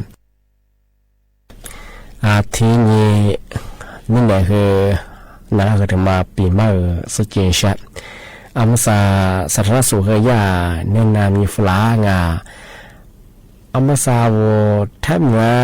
หลายพื้นที่ไงที่ก็ตัวก็คือหมอกควันไงที่ PA 2.5 มาคือเนี่ยที่ปัญญายาสารสุขไงนั่นนายยังมาคือเอาปีควายสมดุลไปคือไงบาลานยาหน้ากากอนามัยเอานักโฟปอดูคือขอบปอบที่ปอได้ไปเฉยๆของไงมาคือขึ้นยากระดาษไงที่ยิ่งคือเอากรุงเซียนเอากรุงเซียนบอกที่ว่าชั่วโมงที่แปมาจันเนี่ยที่แปมาเอาว่าจะเมื่อกูดูนี่เตจุสูที่เนี่ยว่าโรคประจำตัวจุสูเป็นไงที่รีบมาคือสุดๆเนี่ยคือขึ้นยาดูแลสุขภาพพิเศษอยู่ว่าไงมาสาบคือบางพื้นที่ยังไงยิ่งหมอกควัน PA 2.5 มายิ่งข้าวคือขึ้นสูงเยอะที่บอกที่ที่แปลไม่ได้คือไงวิสมดุลเป็นไงนักการมาคือแต่ขอปอดังวันขึ้นมาอยู่ชามาจำเป็นคือวิความจากคนหน้าตาคือชื่อของไงมาคือถึงมาที่สุดจริงช่างที่ถึงมาไม่ยากช่ของงานนี่มีการพูดจะมาคือไงมาคือโตถัดสู้บางไงมาคือก็หลักนั่นแหละคือที่ปีใหม่ที่ประกาศจังโตสู้สลับคือบ้านที่มลพิษไงมีฮิชายิ่งดูก็ตัวเองไงอากาศมันงอที่ค่า PA คือสูงย่างที่บอกคือกุฎกุมเนี่ยคือสุขภาพคือมันขัดกันเลยไงแต่ก็ถือว่าคือขึ้นยังเชื่อว่าผมบอกว่าชื่อที่นี่คือลิเบียคือนะชาคือมาสื่อชาคือมาบางว่าเมื่อสื่อพินาช่วงไงมาสาบคือยิ่งค่า PA คือขึ้นย่างที่บอกคือมาสาวรัฐบาลยังคือบ้านคือไงที่เลยตัวหัดสุดที่ไงย่าหน่วยงานที่คือที่แจ้งยาวงานมาตัวปัจจุบันของสายยา100%ไงมาเคยสักส่วนยาวไงที่เฮียไม่มีข้อยุ่งไม่ชิงไงอยู่ข้างนอกตัวปัจจุบันยังมาถ่ายเยอะของงานที่นี่คือว่าตัวสุดสันต์ไปคืองตัวกุศลไปคือยิ่งหมอกความหยาบไปคือกับเบี้ยกว่าสูงชาวต่างชาติสูงเมื่อล้านมาช่วงอากาศมาข้างก็ผู้จิชาจื้อไปคือกับเบี้ยสมจุไปคือไงที่อะไรอย่างมีแต่ส่วนเวลาเปิดโซ่โรงแรมเปิดโซ่บ้างไงผู้บ่าวหุ่มวางกับเบสมจุดไปช่วงไงบ้างมาคือไงแต่คนแรกที่ตื่นจะหลอกไงตัวหลักโซ่มาตุ๊ดโซ่พอหมดบ้างไงที่แจ้งยิงอยากเจ้าที่แรงขอตัวแล้วคือไงที่ตุ๊ดเบียร์ลูกก็เบียร์บ้างแต่คนแรกที่ยิ่งจะหลอกที่ชิงที่ขอตัวแบบผู้ใหญ่บ้านไปไงแต่น้องคือที่ถูกเจ้าช่วงไงมาคือที่บ้านสุดจริงใช่ว่าช่วงนั้นไง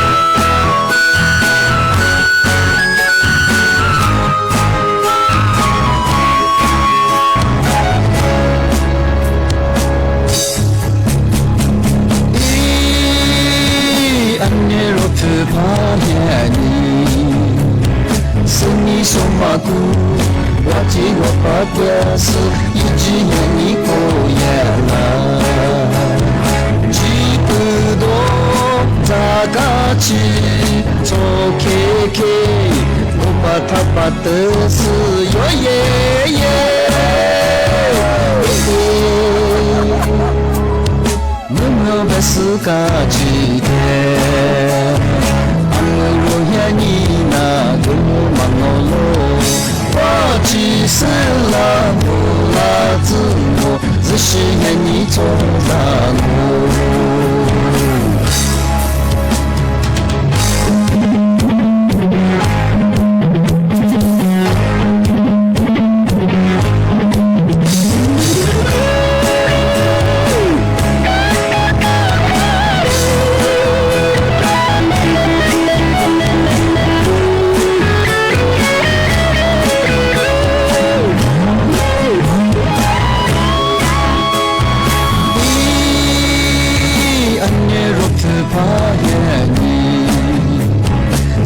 说嘛都，我今我把电视一直愿你过夜嘛，只不过咋个去做开口，我把他把的是哟耶耶，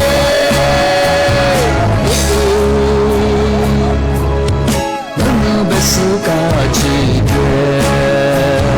俺们愿你那个。我只是让不了自我，只是愿你做让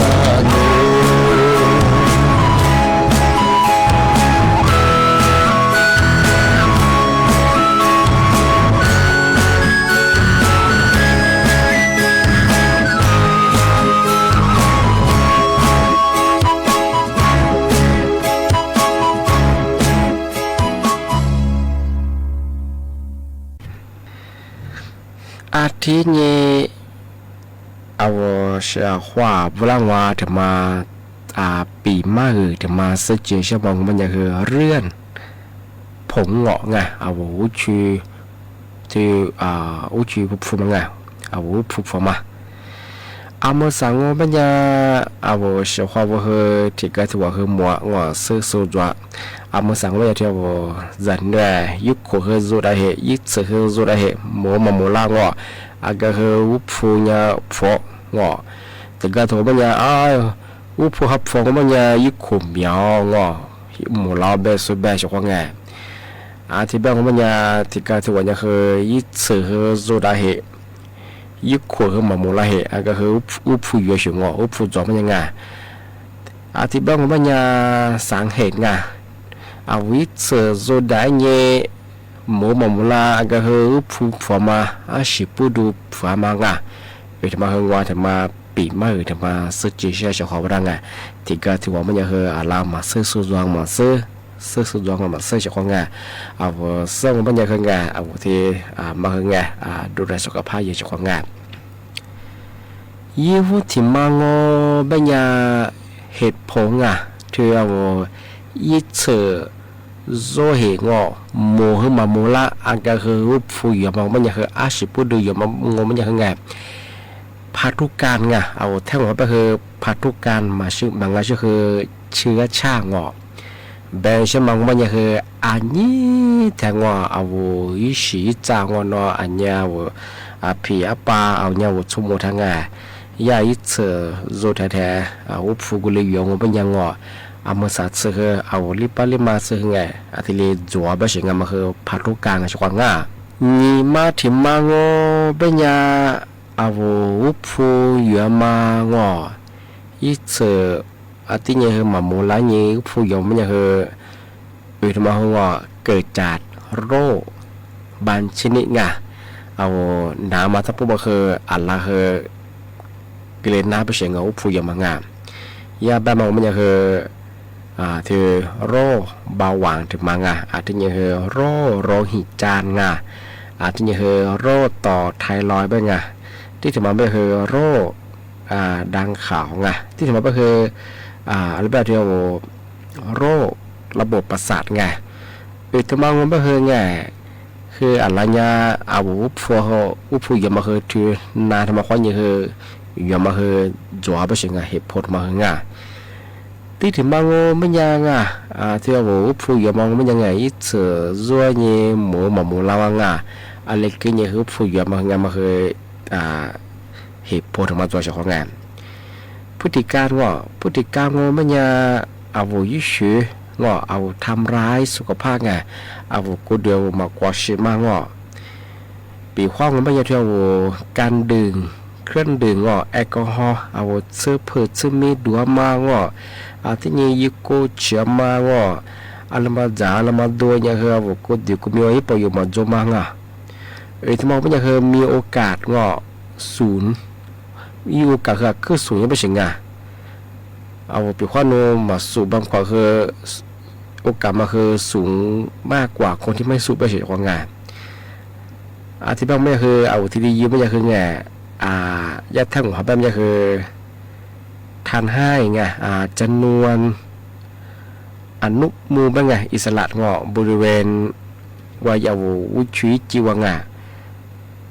เพิ่มมากขึ้นไปถึงไงที่วุพูดมังที่มาคือที่นี่เอาทางให้เซลล์เงาะเซลล์ซ่านเมล็ดสีผงเงาะมาคือเอาวิธีมายี่จามาคือว่าปีว่ายี่สีนี่แหละมันว่าเอาทำมาโดนเสด็จจากเสด็จมันยังคือยี่เสียมาคืออ่องแอยังไม่ใช่ไงใช่คือเด็กมาโจชของไงอันนี้ก็คือเอาวิธีมาคือยาฟอร์มาคือฟูซาไม่ใช่ไงที่จะมองมันยังคือการพักผ่อนไม่เพียงพอไงที่ยังคือเอาจามาดัวมาคือไงอาหาร5 หมู่มาคุยมาคือไงถ้าชอบแบบก็แบบเอาไว้ตั้มมาคืองอที่เตรียมว่าเต้าคือที่มันว่าหนักงอเอาจามางอจะเพียคืออาหาร5 หมู่มาคือจะมาคุยไม่ใช่งานที่มาคืองอมีส่วนไงอาชีพพูดก็คือวิตามินเงาวิตามิน B12 ท่าเหรียญมาคือตัวใช่ไงทอนแดงหรืองอที่นี่คือสังกะสีไงที่นี่คือเกี่ยวกับสุขภาพทั้งหมดไงแบ่งชั่วโมงมันยังคือเอาดูแลสุขภาพยังมาคือที่เหตุผลของงานเอาที่ว่าผู้จอมาคืองอโนก็เดินนมากว่าเสียงอจะเปิดจะมีดัวมาจากก็ดูจากว่าก็ดูก็มีให้ประโยชน์มาจมมางอจากเสด็จดูแสดงมันยังคือชื่อคือเอางอท้ายี่เซียวงาคือ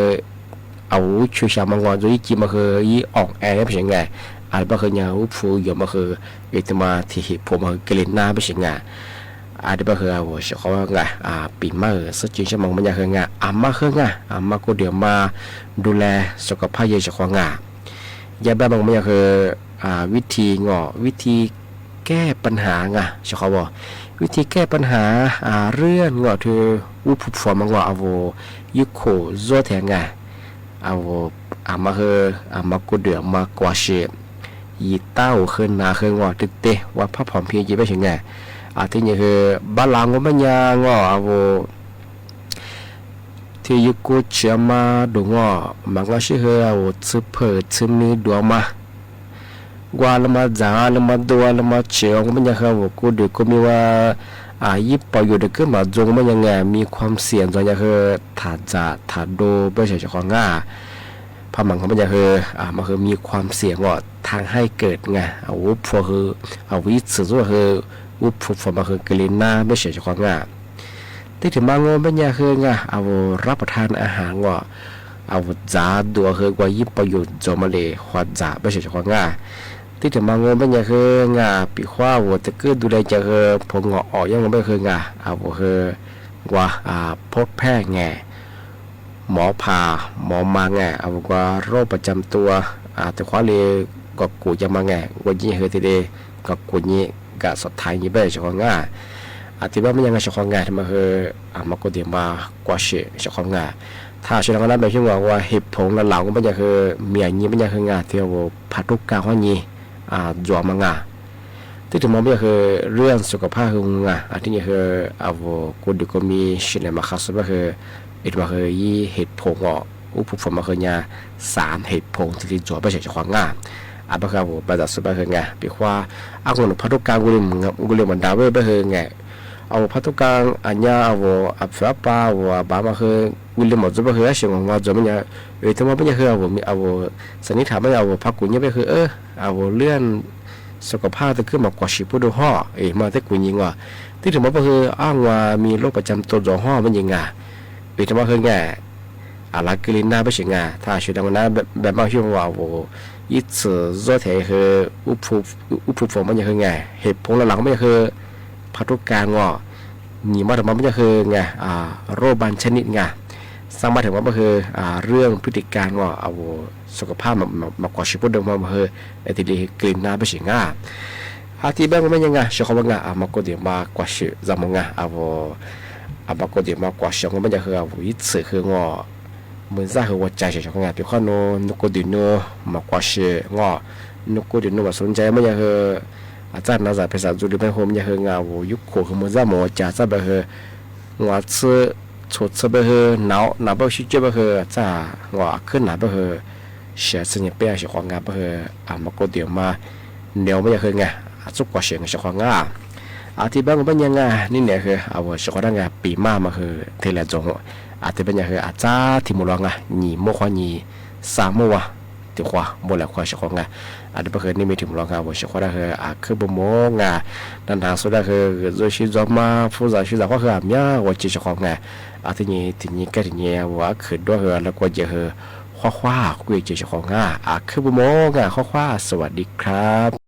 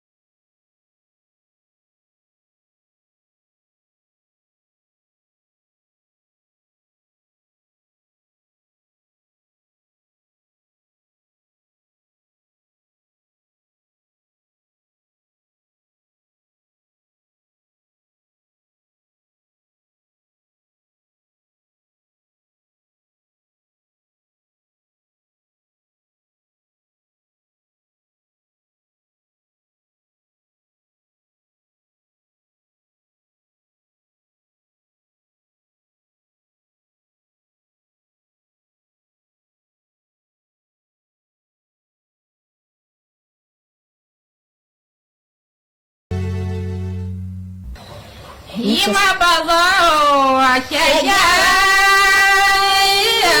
子年啥子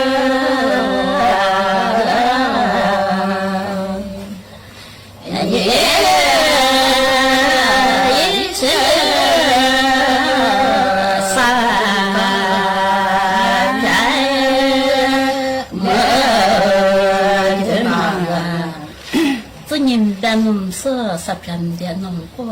ima ba ba tu ye ma da ma ma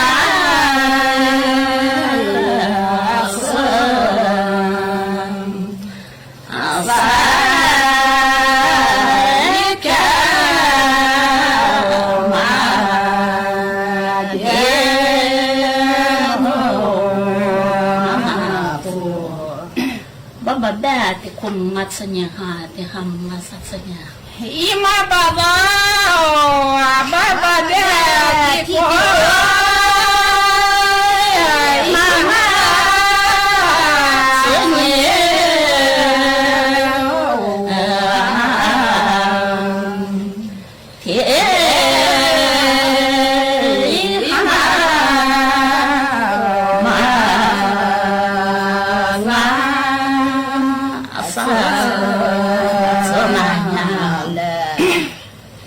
baba tsanya ha mani me do satsanya mani ha do ima baba baba da tsuni mama ni le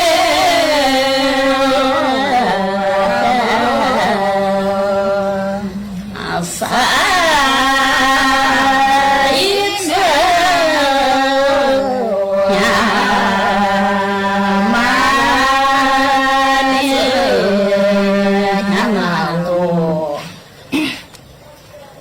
baba da tsanya ha wa ko to do satsanya wa ha ji do ima baba baba da tsuni ima wa ko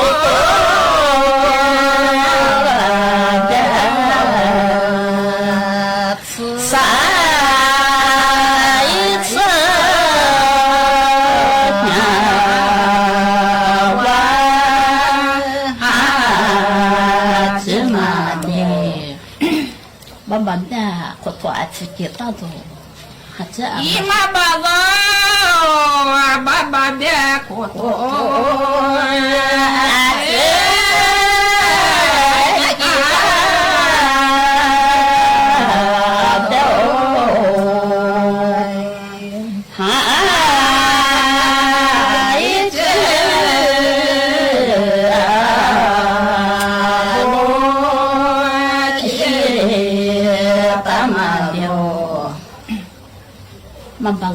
mabaza khezo mapa so mala kheto mo ima baba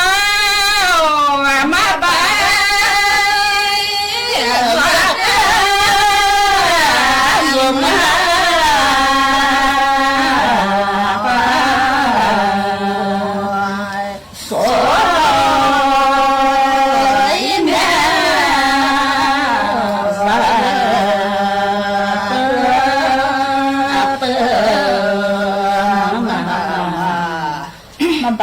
mabaza mado kwala so mata mami kwala ima baba maba izona dogwa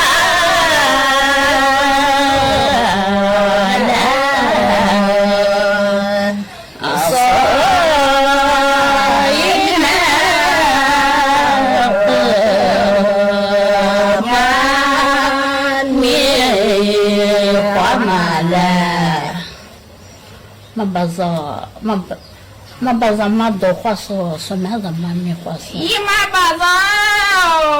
maba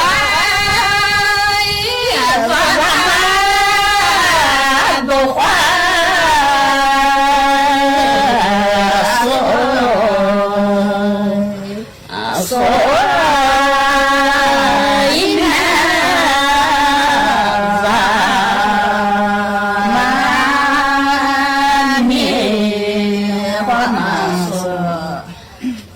ba tso tswa la sa pya khona la bala ima baba ni lo ni wa ni se ya azabe manya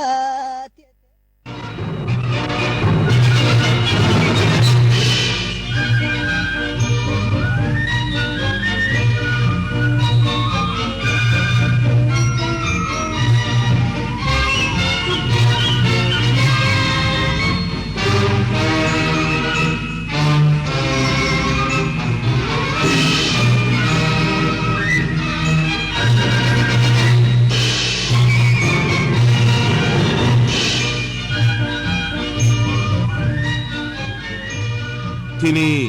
สถานีวิทยุกระจายเสียงแห่งประเทศไทยต่อไปเสนอข่าวซึ่งมีหัวข้อข่าวดังนี้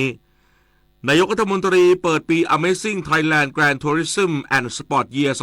2025 กระตุ้นเศรษฐกิจดึงดูดนักท่องเที่ยวทั่วโลกและเป็นปีแห่งโอกาสของไทยปฏิบัติการ Kick Off เคาะประตูบ้านห้ามเผาทั่วประเทศวันแรกได้รับการตอบรับที่ดีทุกภาคส่วนร่วมป้องกันและควบคุมการเผาอย่างเข้มข้นผู้นำสหรัฐระงับการขึ้นอัตราภาษีนำเข้าสินค้าจากเม็กซิโกเป็นเวลา1 เดือนหลังเม็กซิโกเห็นพ้องที่จะยกระดับปราบปรามการลักลอบขนยาเสพติดและผู้อพยพผิดกฎหมายฟุตบอลพรีเมียร์ลีกอังกฤษเชลซีชนะเวสต์แฮม2-1ขึ้นมารั้งอันดับ4ของตารางต่อไปเป็นรายละเอียดของข่าวนายกรัฐมนตรีเปิดงาน Amazing Thailand Grand Tourism and Sport Year 2025 กระตุ้นการท่องเที่ยวและเป็นปีแห่งโอกาสของไทยนางสาวแพทองธารชินวัตรนายกรัฐมนตรีเป็นประธานในงานเปิดปี Amazing Thailand Grand Tourism and Sport Year 2025 พร้อมกล่าวว่าการท่องเที่ยวของไทยเป็นตัวขับเคลื่อน GDP ของประเทศโดยเฉพาะในช่วงการเปลี่ยนผ่านภาคอุตสาหกรรมของไทยสู่อุตสาหกรรมดิจิทัลจึงต้องการสร้างการเติบโตที่มากขึ้นทั้งจำนวนนักท่องเที่ยวและเม็ดเงินที่ใช้จ่ายต่อหัวด้วยการพัฒนาโครงสร้างพื้นฐานความปลอดภัยของนักท่องเที่ยวและการคมนาคมขนส่งรวมถึงการพัฒนาการท่องเที่ยวแบบ Human Made Tourism ให้สามารถดึงดูดนักท่องเที่ยวทั่วโลกพร้อมต่อยอดเทศกาลศิลปะวัฒนธรรมไทยรวมถึงจัดให้มีเทศกาลใหม่ระดับโลกทั้งดนตรีอาหารศิลปะไปจนถึงการเป็นศูนย์กลางทางกีฬาและ Entertainment Complex ที่รัฐบาลผลักดันให้เป็นหนึ่งในเครื่องมือที่จะทำให้การท่องเที่ยวของไทยเติบโตมากขึ้นมีการจัดเทศกาลทุกเดือนเพื่อดึงดูดนักท่องเที่ยวให้อยู่ในประเทศไทยได้นานขึ้นและทำให้ทุกจังหวัดน่าท่องเที่ยวมากขึ้นมาถึงจุดหนึ่งที่การท่องเที่ยวนั้นเป็นในเรื่องของไซต์ซีอิ้งเป็นส่วนใหญ่มันไม่พอแล้วค่ะสำหรับการที่จะทำให้รายได้ของประเทศนั้นโตขึ้นอย่างก้าวกระโดดการที่ต้องมี Human Made Destination Human Made Tourism ทุกเดือนของเราต่อจากนี้นะคะก็จะเป็นเดือนที่เป็นโอกาสของทุกๆคนของทุกๆจังหวัดมีการจัดงานในทุกๆเดือนมีเฟสติวัลเกิดขึ้นรอบประเทศการมาเที่ยวของชาวต่างชาติไม่จำเป็นต้องอยู่2 คืนแล้วกลับแล้วหรือว่าสงกรานต์3 วันแล้วกลับต่อจากนี้เดือนไหนๆของประเทศไทยก็น่าเที่ยวทั้งนั้นค่ะทั้งนี้รัฐบาลพร้อมสนับสนุนอย่างเต็มที่ในการเสริมจุดแข็งสร้างความโดดเด่นและความได้เปรียบในการดึงดูดนักท่องเที่ยวในทุกจังหวัดด้านททท Kick Off Amazing Thailand Romance Month จัดกิจกรรมในเดือนแห่งความรักโดยนายสิริปกรณ์เชี่ยวสมุทรรองผู้ว่าการด้านตลาดยุโรปอเมริกาตะวันออกกลางและแอฟริกาการท่องเที่ยวแห่งประเทศไทยหรือทททกล่าวว่าได้จัดกิจกรรมปล่อยขบวนรถตุกณลานศูนย์การค้าเซ็นทรัลเวิลด์เพื่อเป็นสัญลักษณ์การต้อนรับนักท่องเที่ยวและกิจกรรมลัคกี้ดรอณท่าอากาศยานสุวรรณภูมิซึ่งเป็นกิจกรรม Global Marketing Campaign สำหรับตลาดต่างประเทศโดยเดือนกุมภาพันธ์จัดกิจกรรม Amazing Romance เที่ยวเป็นคู่รักเดือนเมษายน Amazing สงกรานต์เที่ยวเป็นครอบครัวและเดือนสิงหาคม Amazing Summer Family Multi Generation เที่ยวกันทั่วทุกวันนอกจากนี้ยังร่วมกับพันธมิตรเช่นโรงแรมและสายการบินนำเสนอบริการและแพ็กเกจด้านการท่องเที่ยวหลากหลายในเส้นทางเมืองน่าเที่ยวกระตุ้นการเดินทางสร้างรายได้จากการท่องเที่ยวที่มีผลต่อเศรษฐกิจในภาพรวมคาดว่าในเดือนกุมภาพันธ์นี้จะมีนักท่องเที่ยวคู่รักเดินทางมายังประเทศไทยไม่ต่ำกว่า5 ล้านคนปฏิพล สถาพรหมารายงานปฏิบัติการ Kick Off เคาะประตูบ้านห้ามเผาทั่วประเทศวันแรกได้รับการตอบรับที่ดีทุกภาคส่วนร่วมกันป้องกันและปราบปรามการเผาอย่างเข้มข้นนายจิรายุห่วงทรัพย์ที่ปรึกษากองบัญชาการป้องกันและบรรเทาสาธารณภัยแห่งชาติหรือปปช.เปิดเผยว่าได้ติดตามผลการปฏิบัติการวันแรกของกิจกรรม Kick Off เคาะประตูบ้านห้ามเผาหยุดเผาหยุดฝุ่นเพื่อคุณเพื่อเราโดยใช้กลไกท้องถิ่นลงพื้นที่เคาะประตูบ้านประชาสัมพันธ์สร้างความเข้าใจและปลูกจิตสำนึกให้กับประชาชนพร้อมกันทุกพื้นที่ร่วมกันไม่เผาเพื่อสุขภาพที่ดีของคนไทยพร้อมบังคับใช้กฎหมายดำเนินการจับกุมเอาผิดผู้ฝ่าฝืนอย่างเคร่งครัดซึ่งกระทรวงทรัพยากรธรรมชาติและสิ่งแวดล้อมได้สั่งปิดอุทยานแห่งชาติในช่วงประกาศห้ามเผาเด็ดขาดเพื่อสกัดกั้นการเข้าไปเก็บของป่ารวมทั้งการลักลอบล่าสัตว์และเผาป่าเกิดไฟป่าลุกลามเป็นวงกว้างและก่อให้เกิดจุดความร้อนและฝุ่นควันฟุ้งกระจายท ทั้งนี้ปปช.ได้เน้นย้ำให้ทุกหน่วยงานบังคับใช้กฎหมายขั้นเด็ดขาดกรณีฝ่าฝืนเข้าไปในเขตอุทยานที่ประกาศปิดและหากพบว่ามีส่วนกับการลักลอบเผาป่าต้องระวังโทษจำคุกตั้งแต่4 ปีถึง20 ปีหรือปรับและหากเป็นการเผาในพื้นที่ลุ่มน้ำชั้น1และชั้น2จะมีโทษรุนแรงมากขึ้นซึ่งฝากถึงพี่น้องประชาชนที่มีพื้นที่เกษตรรอบผืนป่าให้ระมัดระวังการก่อไฟที่เสี่ยงลุกลามเข้าไปในเขตอุทยานแห่งชาติอาจเข้าข่ายความผิดเดียวกับการลักลอบเผาป่านายสหรัฐวงศ์สกุลวิวัฒน์รองอธิบดีกรมป้องกันและบรรเทาสาธารณภัยในฐานะประธานการประชุมกองบัญชาการป้องกันและบรรเทาสาธารณภัยแห่งชาติเปิดเผยว่าวันนี้ทุกพื้นที่จัดกิจกรรม Kick Off เคาะประตูบ้านหยุดเผาหยุดฝุ่นเพื่อคุณเพื่อเราเพื่อสร้างความตระหนักรู้ให้กับประชาชนเกี่ยวกับมาตรการห้ามเผาซึ่งได้รับการตอบรับทั้งในระดับจังหวัดระดับอำเภอและระดับท้องถิ่นร่วมกันรณรงค์ให้ประชาชนงดเผาทั้งนาข้าวอ้อยวัชพืชพื้นที่เกษตรเศษขยะพร้อมทั้งประชาสัมพันธ์สร้างความตระหนักรู้ทุกช่องทางเช่นหอกระจายข่าวรถกระจายเสียงและวิทยุชุมชนนายสัตวแพทย์บุญยกิจปิ่นประสงค์รองอธิบดีกรมปศุสัตว์กล่าวว่าได้มอบหมายให้เจ้าหน้าที่ลงพื้นที่ให้คำแนะนำแก่เกษตรกรเกี่ยวกับการแปรรูปวัสดุเหลือใช้ในภาคการเกษตรเป็นอาหารสัตว์อาทิการทำหญ้าหมักและการทำอาหารแห้งอัดเม็ดซึ่งนอกจากจะลดการเผาแล้วยังช่วยลดรายจ่ายสร้างรายได้ให้กับเกษตรกรอีกด้วยวัตถุดิบเหลือใช้จากทางการเกษตรไม่ว่าจะเป็นข้าวโพดนะครับตัดทั้งต้นเพื่อทำการหมักแล้วก็เขาเรียกว่าไซเลจให้กับทางกลุ่มผู้เลี้ยงโคนมหรือโคขุนต่างๆหรือแม้กระทั่งพวกวางต่างๆต่อตังใบอ้อยต่างๆก็สามารถที่จะทำอัดเป็นอาหารแห้งได้เอาไปจำหน่ายให้กับทางกลุ่มผู้เลี้ยงโคได้นอกจากนี้กรมปศุสัตว์ยังขับเคลื่อนโครงการผลิตอาหารสัตว์เพื่อลดต้นทุนอย่างต่อเนื่องโดยเกษตรกรที่สนใจสามารถขอรับคำแนะนำได้จากเจ้าหน้าที่ปศุสัตว์และเจ้าหน้าที่ในสังกัดกระทรวงเกษตรและสหกรณ์ในพื้นที่ภูมิธิดาทิพยานนท์รายงานค่ะไทยพร้อมจัดประชุมสภาผู้ว่าการธนาคารโลกและกองทุนการเงินระหว่างประเทศปี 2569 นำเสนอศักยภาพในการเป็นศูนย์กลางทางการเงินสร้างความมั่นใจสู่สายตาชาวโลกวันนี้นางสาวแพทองธารชินวัตรนายกรัฐมนตรีเป็นประธานการประชุมคณะกรรมการระดับชาติเพื่อเตรียมการจัดประชุมประจำปีสภาผู้ว่าการธนาคารโลก World Bank และกองทุนการเงินระหว่างประเทศ IMF ครั้งที่ 1/2568 ซึ่งจะจัดขึ้นในช่วงเดือนตุลาคม 2569 ณ กรุงเทพมหานครถือเป็นวาระสำคัญของไทยเนื่องจากจะมีผู้เข้าร่วมประชุมกว่า 18,000 คนจากสมาชิกเกือบ 200 ประเทศในระดับรัฐมนตรีว่าการกระทรวงการคลังผู้ว่าการธนาคารกลางและผู้แทนสถาบันการเงินต่างๆรวมถึงผู้บริหารและเจ้าหน้าที่ของ World Bank และ IMF นายกรัฐมนตรีกล่าวว่าการจัดงานต้องอาศัยความร่วมมือร่วมใจและการบูรณาการจากภาคส่วนต่างๆที่จะทำให้การเป็นเจ้าภาพของไทยประสบความสำเร็จไปด้วยดีการประชุมครั้งนี้จะเป็นโอกาสอันดีที่จะแสดงให้เห็นถึงการพัฒนาในด้านต่างๆของไทยโดยเฉพาะความก้าวหน้าทางเศรษฐกิจและการเงินการเป็นศูนย์กลางด้านการเงินที่มีการนำ AI หรือระบบดิจิทัลมาใช้รวมทั้งแสดงบทบาทและศักยภาพของไทยในการเป็นประเทศท่องเที่ยวชั้นนำให้ผู้เข้าร่วมประชุมได้เห็นทั้งนี้คณะทำงานอยู่ระหว่างดำเนินการเสนอนายกรัฐมนตรีพิจารณาแต่งตั้งคณะอนุกรรมการและคณะทำงาน4คณะเพื่อให้การทำหน้าที่เจ้าภาพจัดการประชุมดำเนินไปด้วยความเรียบร้อยโดยกำหนดการจัดการประชุมระหว่างวันที่ 12-18 ตุลาคม 2569 กรมพัฒนาธุรกิจการค้าเพิ่มความเข้มงวดการจดทะเบียนจัดตั้งนิติบุคคลป้องกันกลุ่มมิจฉาชีพใช้เป็นช่องทางหลอกลวงประชาชน นางอรมนทรัพย์ทวีธรรมอธิบดีกรมพัฒนาธุรกิจการค้ากล่าวถึงการแก้ไขปัญหากรณีประชาชนถูกมิจฉาชีพหลอกลวงให้โอนเงินเข้าบัญชีนิติบุคคลซึ่งมีลักษณะเข้าข่ายบัญชีม้านิติบุคคลว่า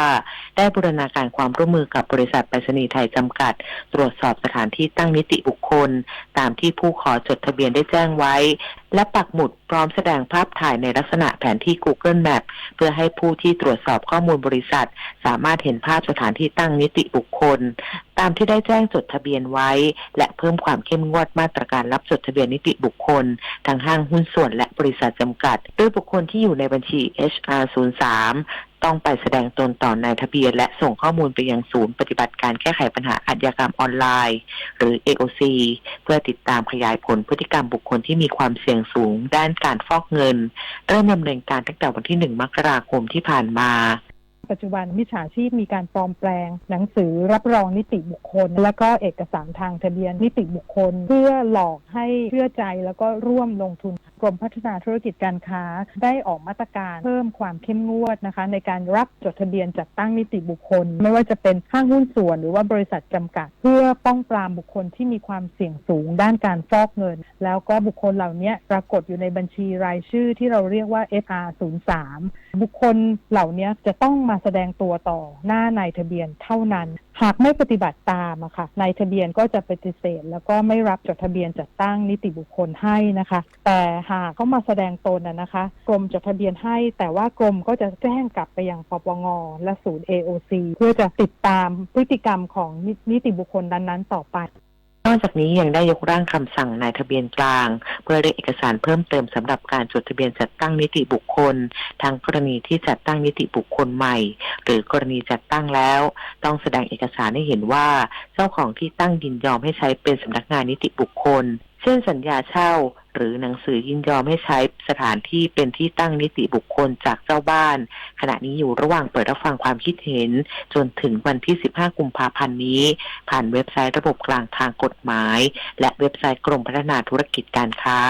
หลังจากปิดรับฟังความเห็นแล้วจะนำไปดำเนินการตามกระบวนการยกร่างกฎหมายต่อไปและกำลังพัฒนาระบบวิเคราะห์พฤติกรรมนิติบุคคลหรือ IBAT เพื่อติดตามนิติบุคคลที่เข้าข่ายน่าสงสัยว่ามีความเสี่ยงสูงจากการกระทำผิดกฎหมายและหลอกลวงประชาชนหากระบบดังกล่าวแล้วเสร็จจะช่วยแก้ปัญหาให้เป็นรูปธรรมได้มากขึ้นผลิตนาถ ขวัญแสนสุขรายงานด้านเจรตำรวจแห่งชาติเปิดวอลลุ่มวิเคราะห์สถานการณ์รายวันยกระดับความเข้มข้นในการปราบปรามแก๊งคอลเซ็นเตอร์และการค้ามนุษย์พลตำรวจเอกทัชชัยปิตานีระบุตรเจรตำรวจแห่งชาติในฐานะผู้อำนวยการศูนย์ต่อต้านการค้ามนุษย์และผู้อำนวยการศูนย์ป้องกันปราบปรามอาชญากรรมทางเทคโนโลยีสารสนเทศสำนักงานตำรวจแห่งชาติเปิดเผยว่าได้จัดประชุมวอลลุ่มเพื่อคิกออฟการปราบปรามอาชญากรรมข้ามชาติอาชญากรรมออนไลน์แก๊งคอลเซ็นเตอร์และการค้ามนุษย์โดยจากนี้จะยกระดับการทำงานให้เข้มข้นมากขึ้นเดินหน้าปราบปรามแก๊งคอลเซ็นเตอร์และการค้ามนุษย์พร้อมประชุมติดตามและวิเคราะห์สถานการณ์รายวันเพื่อขยายผลกระชับความร่วมมือปฏิบัติการกับหน่วยงานที่เกี่ยวข้องอย่างใกล้ชิดมากขึ้นทั้งสำนักงานคณะกรรมการกิจการกระจายเสียงกิจการโทรทัศน์และกิจการโทรคมนาคมหรือกสทช.ธนาคารแห่งประเทศไทยสำนักงานคณะกรรมการกำกับหลักทรัพย์และตลาดหลักทรัพย์กลต.รวมทั้งผู้ให้บริการเครือข่ายโทรศัพท์มือถือและอินเทอร์เน็ตโดยจะเน้นการบังคับใช้กฎหมายที่เข้มข้นและประเมินผลภายใน3 เดือนเพื่อทำให้สถานการณ์ความรุนแรงของอาชญากรรมดังกล่าวลดลงอย่างเป็นรูปธรรมวันนี้มูลนิธิแพทย์อาสาสมเด็จพระศรีนครินทราบรมราชชนนีหรือพอสวออกให้บริการประชาชนในพื้นที่จังหวัดนราธิวาสที่หมู่3บ้านน้ำใสตำบลเกียร์อำเภอสุขีรินจังหวัดประจวบคีรีขันธ์ที่หมู่6บ้านหุบไผ่ตำบลห้วยทรายอำเภอเมืองประจวบคีรีขันธ์ส่วนหน่วยทันตกรรมเคลื่อนที่เพื่อประชาชนได้โอกาสในเขตท้องถิ่นธุรกันดารพอสวออกให้บริการประชาชนในพื้นที่จังหวัดแม่ฮ่องสอนที่หมู่2โรงเรียนบ้านหัวแม่สุรินทร์และที่หมู่2โรงเรียนบ้านแม่สุรินทร์น้อยตำบลแม่อูคออำเภอขุนยวมจึงขอเชิญชวนประชาชนในพื้นที่ดังกล่าวไปรับบริการโดยไม่เสียค่าใช้จ่ายใดๆต่อจากนี้ไปขอเชิญรับฟังเสียงจากใจไทยคู่ฟ้าปี 2567 ไทยส่งออกข้าวปริมาณ 9.9 ล้านตันเพิ่มขึ้น 13% นำรายได้เข้าสู่ประเทศสูงถึง 225,656 ล้านบาทโดยปริมาณการส่งออกข้าวทั้งปี 2517 สูงกว่าที่คาดการไว้ที่ 9 ล้านตันและเป็นการปริมาณการส่งออกข้าวไทยที่สูงสุดในรอบ 6 ปีตั้งแต่ปี 2511 เป็นต้นมาสำหรับข้าวไทยที่ส่งออกมากสุดคือข้าวขาวมีปริมาณ 5.99 ล้านตันเพิ่มขึ้น 23%คิดเป็น 60% ของปริมาณการส่งออกข้าวไทยทั้งหมดรองลงมาคือข้าวหอมมะลิไทย 1.74 ล้านตันเพิ่มขึ้น 3.57% ข้าวนึ่ง 1.27 ล้านตันลดลง 7.97% ข้าวหอมไทย 0.63 ล้านตันเพิ่มขึ้น 21.15% ข้าวเหนียว 0.30 ล้านตันและข้าวกล้อง 0.02 ล้านตันส่วนแนวโน้มการส่งออกข้าวในปี 2568 คาดการณ์ว่าการส่งออกข้าวไทยจะมีปริมาณที่ 7.5 ล้านตัน สื่อสารภารกิจรัฐบาลกับผมนายอนุกูล พิสารุศักดิ์รองโฆษกประจำสำนักนายกรัฐมนตรีเนื่องในโอกาสพระราชพิธีมหามงคลเฉลิมพระชนมพรรษา6 รอบ 28 กรกฎาคม 2567 และฉลองการสถาปนาความสัมพันธ์ทางการทูต 50 ปีไทยจีนในปีพุทธศักราช 2568 รัฐบาลขอเชิญร่วมสักการะพระบรมสารีริกธาตุพระเขี้ยวแก้วจากสาธารณรัฐประชาชนจีนมาประดิษฐานเป็นการชั่วคราวณประเทศไทยระหว่างวันที่ 5 ธันวาคม 2567 ถึง 14 กุมภาพันธ์ 2568 ตั้งแต่เวลา 7 นาฬิกาถึง 20 นาฬิกาบริเวณมณฑลพิธีท้องสนามหลวงกรุงเทพมหานคร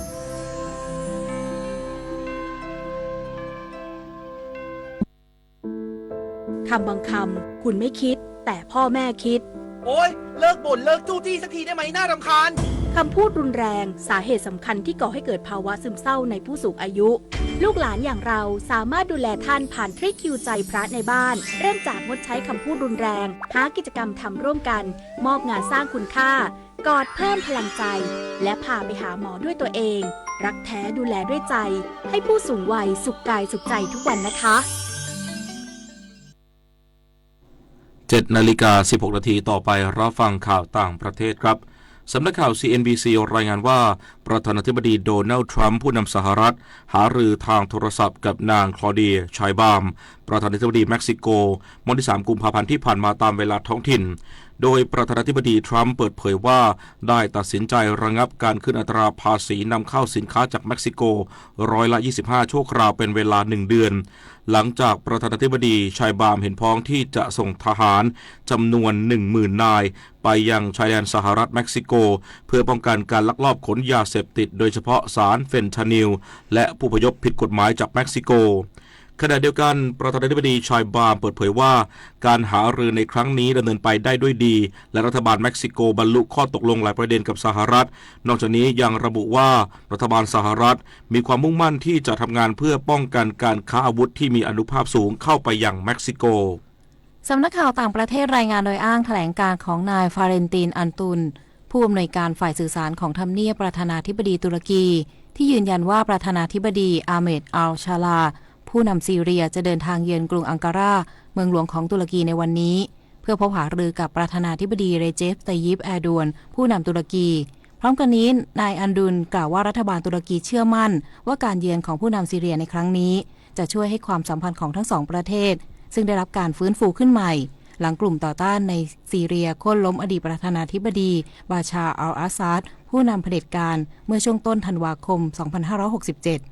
ทั้งนี้ตุรกีเคยตัดความสัมพันธ์ทางการทูตกับซีเรียหลังจากสงครามกลางเมืองในซีเรียปะทุขึ้นเมื่อวันที่ 15 มีนาคม 2554 เกิดเหตุแผ่นดินไหวขนาด 4.6 บนเกาะซานโตรินีซึ่งเป็นสถานที่ท่องเที่ยวชื่อดังของกรีซสำนักข่าว CNN รายงานโดยอ้างแถลงการของทางการกรีซที่ระบุว่าเกิดเหตุแผ่นดินไหวขนาด 4.6 บนเกาะซานโตรินีซึ่งเป็นสถานที่ท่องเที่ยวชื่อดังของกรีซเมื่อวันที่ 3 กุมภาพันธ์ที่ผ่านมาตามเวลาท้องถิ่นส่งผลให้โรงเรียนหลายแห่งต้องปิดทำการเรียนการสอนขณะที่ทางการกรีซขอความร่วมมือให้ประชาชนหลีกเลี่ยงการรวมตัวกันเป็นกลุ่มภายในอาคารอย่างไรก็ตามไม่มีรายงานผู้ได้รับบาดเจ็บหรือเสียชีวิตนายกรัฐมนตรีคิเรกอส มิโซทาคิสของกรีซเปิดเผยว่าประเทศกรีซกำลังเผชิญกับปรากฏการณ์ทางธรณีวิทยาที่มีความรุนแรงอย่างมากพร้อมเรียกร้องให้ประชาชนที่อยู่บนเกาะซานโตรินีอยู่ในความสงบสำนักข่าวซินหัวรายงานว่านายฟรานซิโก ติอูรอเรลรัฐมนตรีว่าการกระทรวงเกษตรของฟิลิปปินส์ประกาศภาวะฉุกเฉินด้านความมั่นคงทางอาหารในประเทศเมื่อวันที่ 3 กุมภาพันธ์ที่ผ่านมาเพื่อช่วยให้รัฐบาลรักษาเสถียรภาพของราคาข้าวที่พุ่งสูงขึ้นกว่าปกติและทำให้แน่ใจว่าข้าวยังคงเป็นหลักที่ขออภัยค่ะข้าวยังคงเป็นอาหารหลักที่สามารถเข้าถึงผู้บริโภคทั้งนี้ความเคลื่อนไหวดังกล่าวทำให้กระทรวงเกษตรของฟิลิปปินส์สามารถสั่งการให้องค์การอาหารแห่งชาติฟิลิปปินส์ระบายปริมาณข้าวสำรองให้แก่รัฐบาลและหน่วยงานท้องถิ่นเข้าควบคุมราคาข้าวและปกป้องผู้บริโภคจากราคาข้าวที่ปรับตัวสูงขึ้นต่อไปรับฟังข่าวกีฬาค่ะศึกฟุตบอลพรีเมียร์ลีกอังกฤษเชลซีชนะเวสต์แฮม2-1ลาลิก้าสเปนชิโรนาชนะลาสพามัส2-1 ฟุตบอลหญิงไทยสวีเมนลีกดิวิชั่น 1 เปิดฉากการแข่งขันวันแรก BGC บัณฑิตเอเชียประเดิมสนามถล่มสุรินทร์ยูไนเต็ด 4-0 ส่วนทีมจังหวัดชลบุรีเฉือนชนะมหาวิทยาลัยเกษมบัณฑิต FC 2-1 โรงเรียนกีฬาจังหวัดนครศรีธรรมราชเสมอทีมกรุงเทพมหานคร 0-0 และ LPGSS เขลางยูไนเต็ดแพ้โรงเรียนกีฬาจังหวัดชลบุรี 0-4 กอล์ฟหญิงเปิดฤดูกาล LPGA Tour Tournament of Champion ที่รัฐฟลอริดาสหรัฐอเมริกาในรอบสุดท้ายโปรเมียวปาจารีอนันต์ฤการเป็นนักกอล์ฟสาวไทยที่ทำผลงานได้ดีที่สุดคว้าอันดับ10ร่วมไปครองหลังเก็บเพิ่มอีก4อันเดอร์พาร์จาก5เบอร์ดี้1โบกี้สกอร์รวมเป็น8อันเดอร์พาร์280ขณะที่คิมอาลิมโปรสาวชาวเกาหลีใต้นำม้วนเดียวจบคว้าแชมป์ไปครองด้วยสกอร์รวม20อันเดอร์พาร์268โดยมีเดลี่คอด้าโปรมือ1ของโลกชาวอเมริกันซึ่งกว่าจะแชมป์เมื่อฤดูกาลก่อนตามมาในอันดับ2ที่สกอร์18อันเดอร์พาร์ด้านโปรเมียวประภังกรทวัฒนกิจทำ2อันเดอร์พาร์จบอันดับ20ร่วมนางสาวแพทองธารชินวัตรนายกรัฐมนตรีกล่าวแสดงวิสัยทัศน์ปีแห่งการท่องเที่ยวและกีฬา Amazing Thailand Grand Tourism and Sport Year 2025 ที่ลานช้างคันวาสชั้นจีอาคารฟอรัมวันแบงคอกโดยมีนายสรวงศ์เทียนทองรัฐมนตรีว่าการกระทรวงการท่องเที่ยวและกีฬากล่าวถึงการดำเนินงานในปีนี้ตามนโยบายของรัฐบาลพร้อมบูรณาการร่วมกับหน่วยงานภาครัฐและเอกชนทั้งนี้สมาคมกีฬาวอลเลย์บอลแห่งประเทศไทยส่งนักกีฬาวอลเลย์บอลหญิงดาวรุ่งทีมชาติไทยเข้าร่วมงานได้แก่เปียโนณัฐริกาวสารแคบหมูสุภาวดีพันวิไลเอสุภัตราไพโรธและสันวาวิสรุตาเสงนาต่อไปเป็นพยากรณ์อากาศค่ะพยากรณ์อากาศ24ชั่วโมงข้างหน้าบริเวณความกดอากาศสูงหรือมวลอากาศเย็นกำลังปานกลางระลอกใหม่จากประเทศจีนได้แผ่ลงมาถึงภาคตะวันออกเฉียงเหนือตอนบนของประเทศไทยและทะเลจีนใต้แล้วลักษณะเช่นนี้ทำให้ภาคตะวันออกเฉียงเหนือมีอุณหภูมิลดลงกับมีลมแรงโดยภาคเหนือภาคตะวันออกเฉียงเหนือมีอากาศเย็นถึงหนาวส่วนภาคกลางรวมทั้งกรุงเทพมหานครปริมณฑลภาคตะวันออกและภาคใต้มีอากาศเย็นในตอนเช้า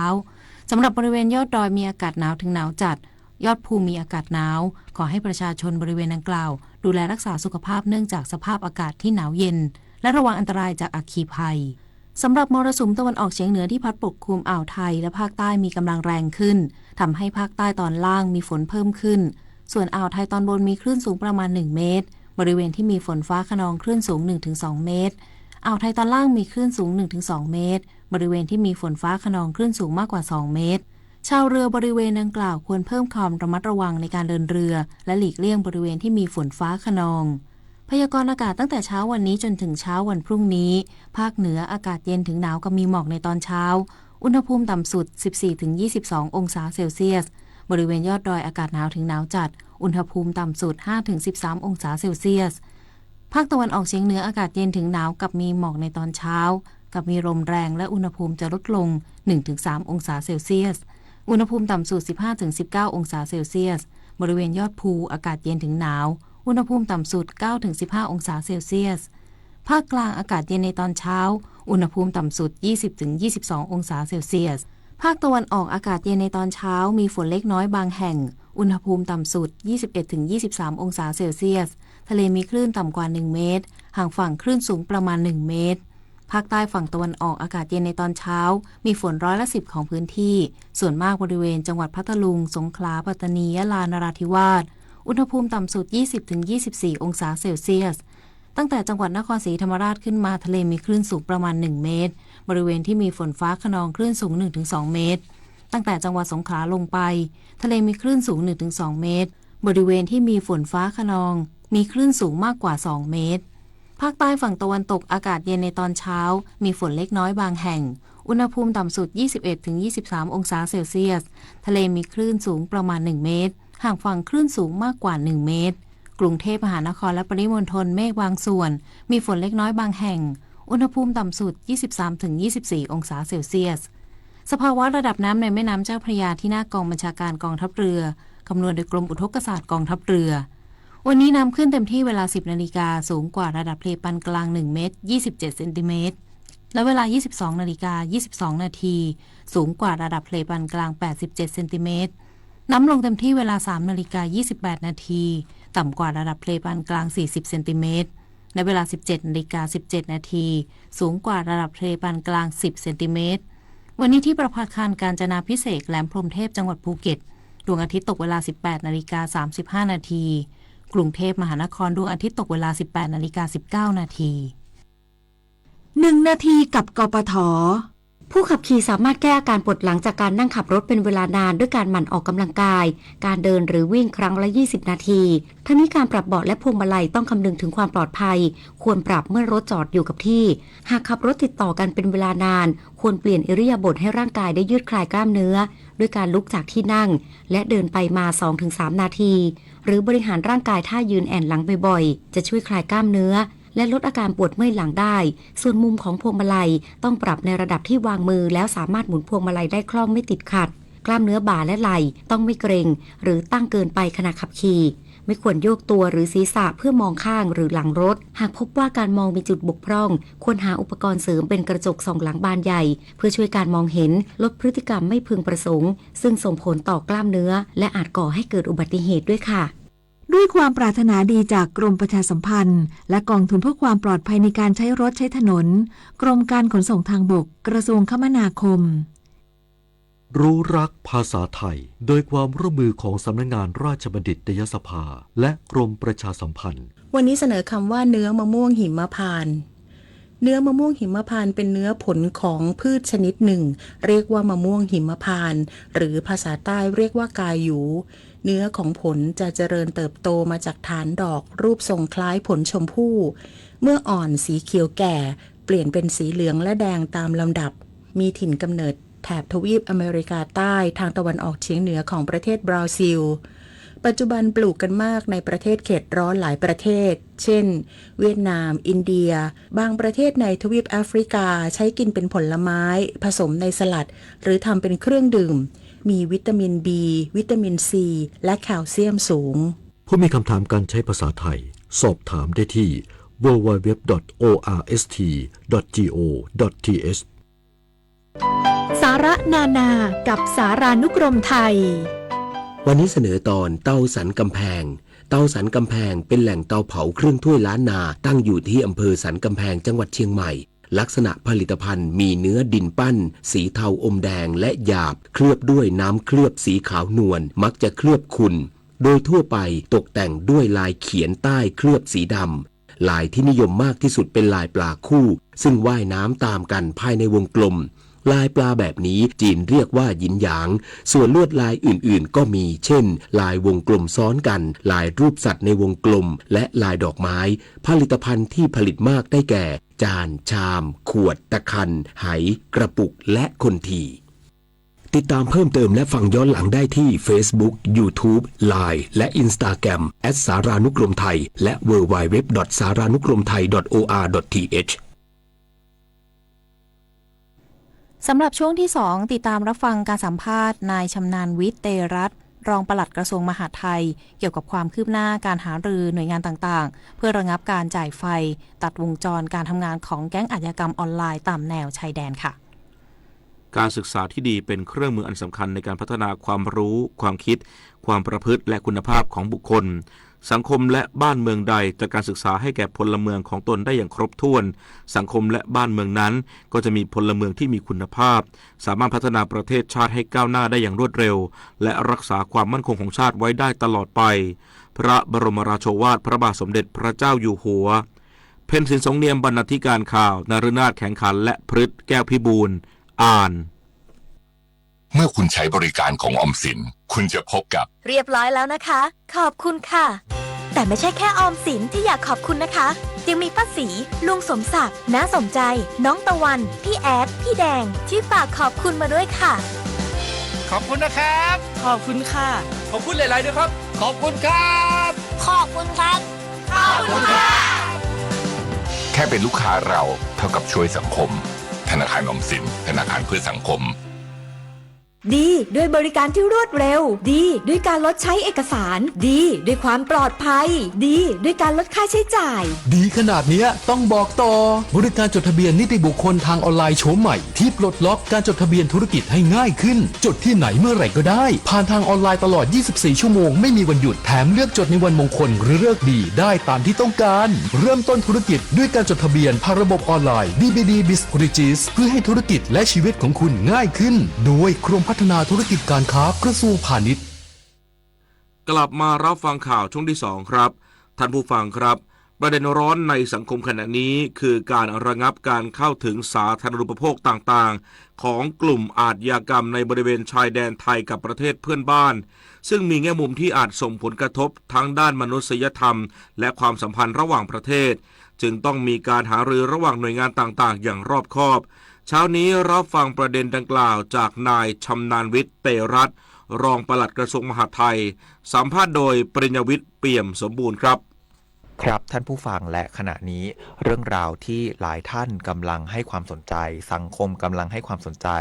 นั่นก็คือเรื่องของการจำหน่ายไฟฟ้าข้ามแดนไปยังประเทศเพื่อนบ้านนั่นเองซึ่งเรื่องนี้ครับเป็นเรื่องที่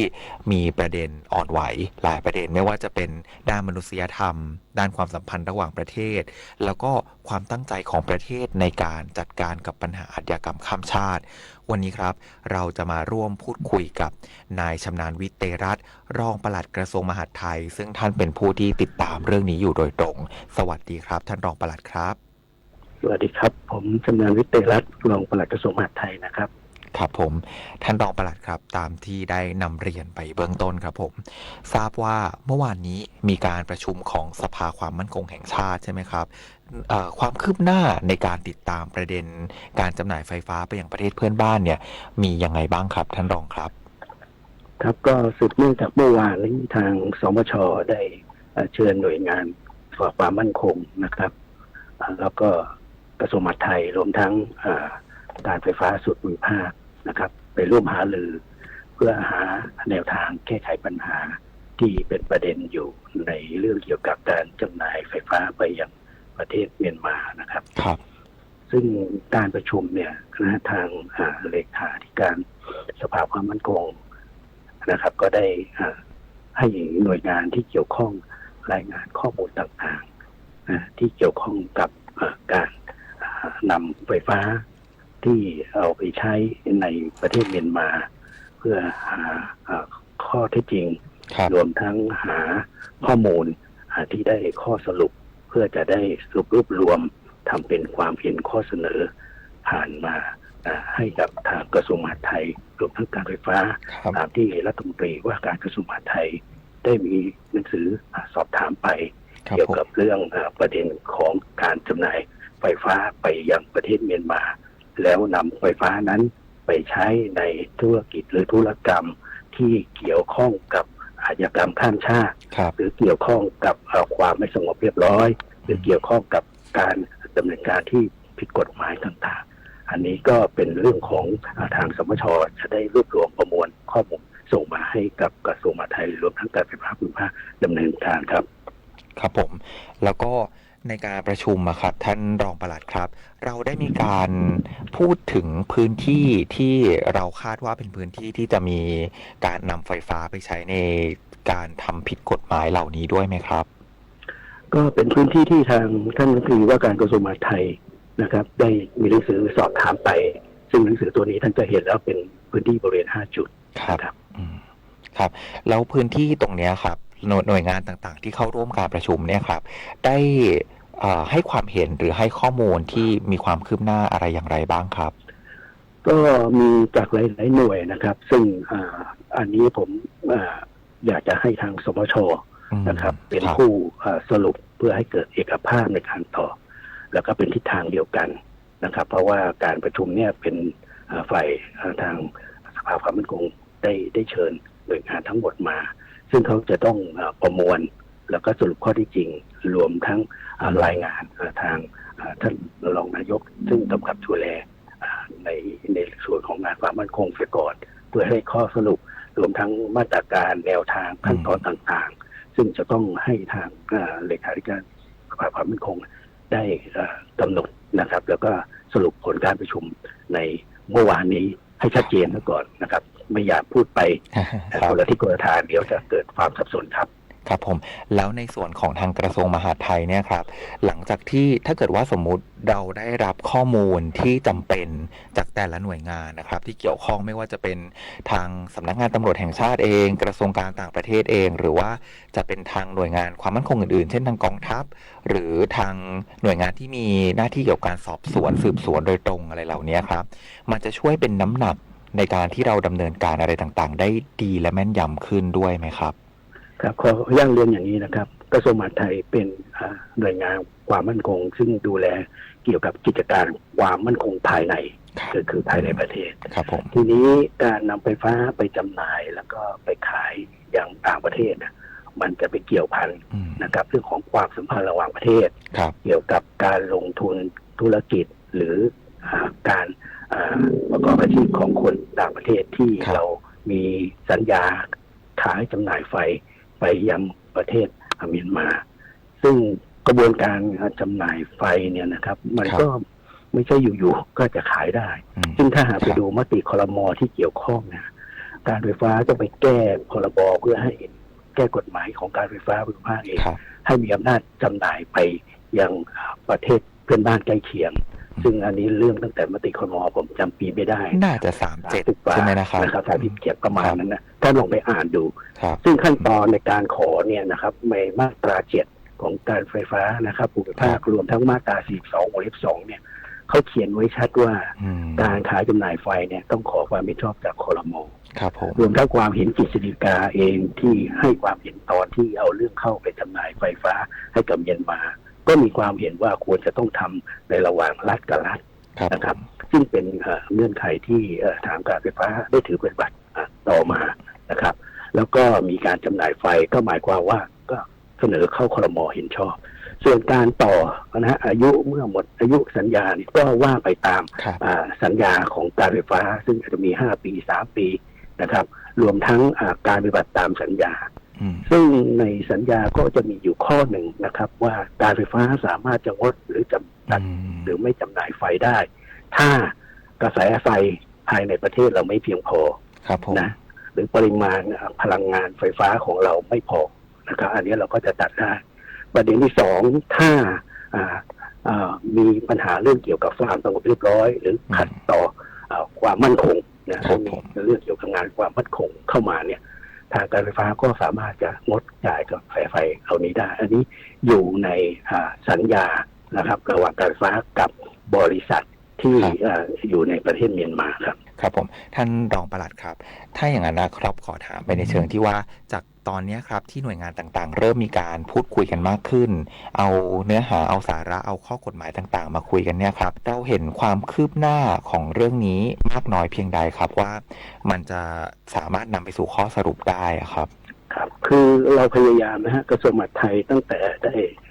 รับแจ้งมติว่าให้ไปดำเนินการเรื่องของตัดน้ำตัดไฟนะครับแล้วก็ในมตินั้นก็มีเรื่องของการตัดอินเทอร์เน็ตด้วยซึ่งเราก็ได้ดำเนินการกับการไฟฟ้าเนี่ยได้ทำมาตั้งแต่ประมาณปลายปีที่แล้วน่าจะเป็นเดือนสิงหาหรือยังไงนะครับก็ได้มีการทำหนังสือสอบถามนะครับไปยังบริษัทที่เป็นคู่สัญญานะทำหนังสือถามไปยังปปส.ปปง.นะครับรวมทั้งสภาความมั่นคงว่าการที่ไฟฟ้าส่งไฟไปขายเนี่ยมันไปเกี่ยวข้องกับธุรกิจสีเทาหรือธุรกิจที่ไม่ชอบด้วยกฎหมายอย่างไรขอให้แจ้งข้อมูลมาเพื่อทางการไฟฟ้าจะได้มาพิจารณาตามข้อสัญญาที่กำหนดว่าถ้ากระทบต่อความมั่นคงเนี่ยทางการไฟฟ้าก็จะใช้ข้อสัญญาข้อนี้ในการดำเนินการตัดกระแสไฟ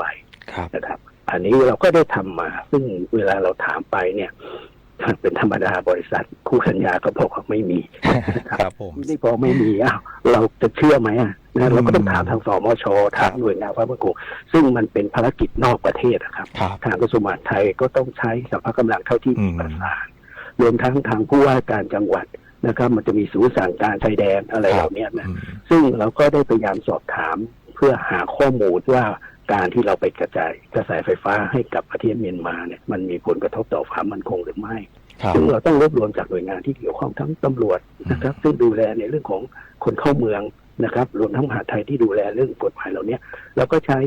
มาตรการเท่าที่เรามีนะครับรวมทั้งทางสปช.ที่ดูแลเกี่ยวกับความมั่นคงทางประเทศอันนี้เราก็จะต้องเอาข้อมูลเหล่านี้มาประมวลซึ่งถ้าได้ข้อมูลชัดเจนนะครับก็คิดว่าการไฟฟ้าก็ต้องบังคับตามสัญญาที่มีต่อคู่สัญญาในการที่จะดำเนินการที่จะงดหรือตัดหรือลดกระแสไฟไปตามมาตรการที่การไฟฟ้าภูมิภาคมีไว้ในสัญญาครับครับผมก็ถือว่าชัดเจนครับผมในด้านการดำเนินการของกระทรวงมหาดไทยนะครับทิ้งท้ายครับท่านรองชำนาญวิทย์ครับขอท่านรองช่วยให้ความมั่นใจกับพี่น้องประชาชนครับว่าทางกระทรวงมหาดไทยเนี่ยจะดำเนินการทุกอย่างอย่างเต็มที่ครับผมเพื่อให้ประชาชนไทยเนี่ยปลอดภัยจากแก๊งอาชญากรรมข้ามชาติต่างๆครับผมครับในฐานะที่ผมดูแลงานกิจการความมั่นคงภายในผมยืนยันเลยครับ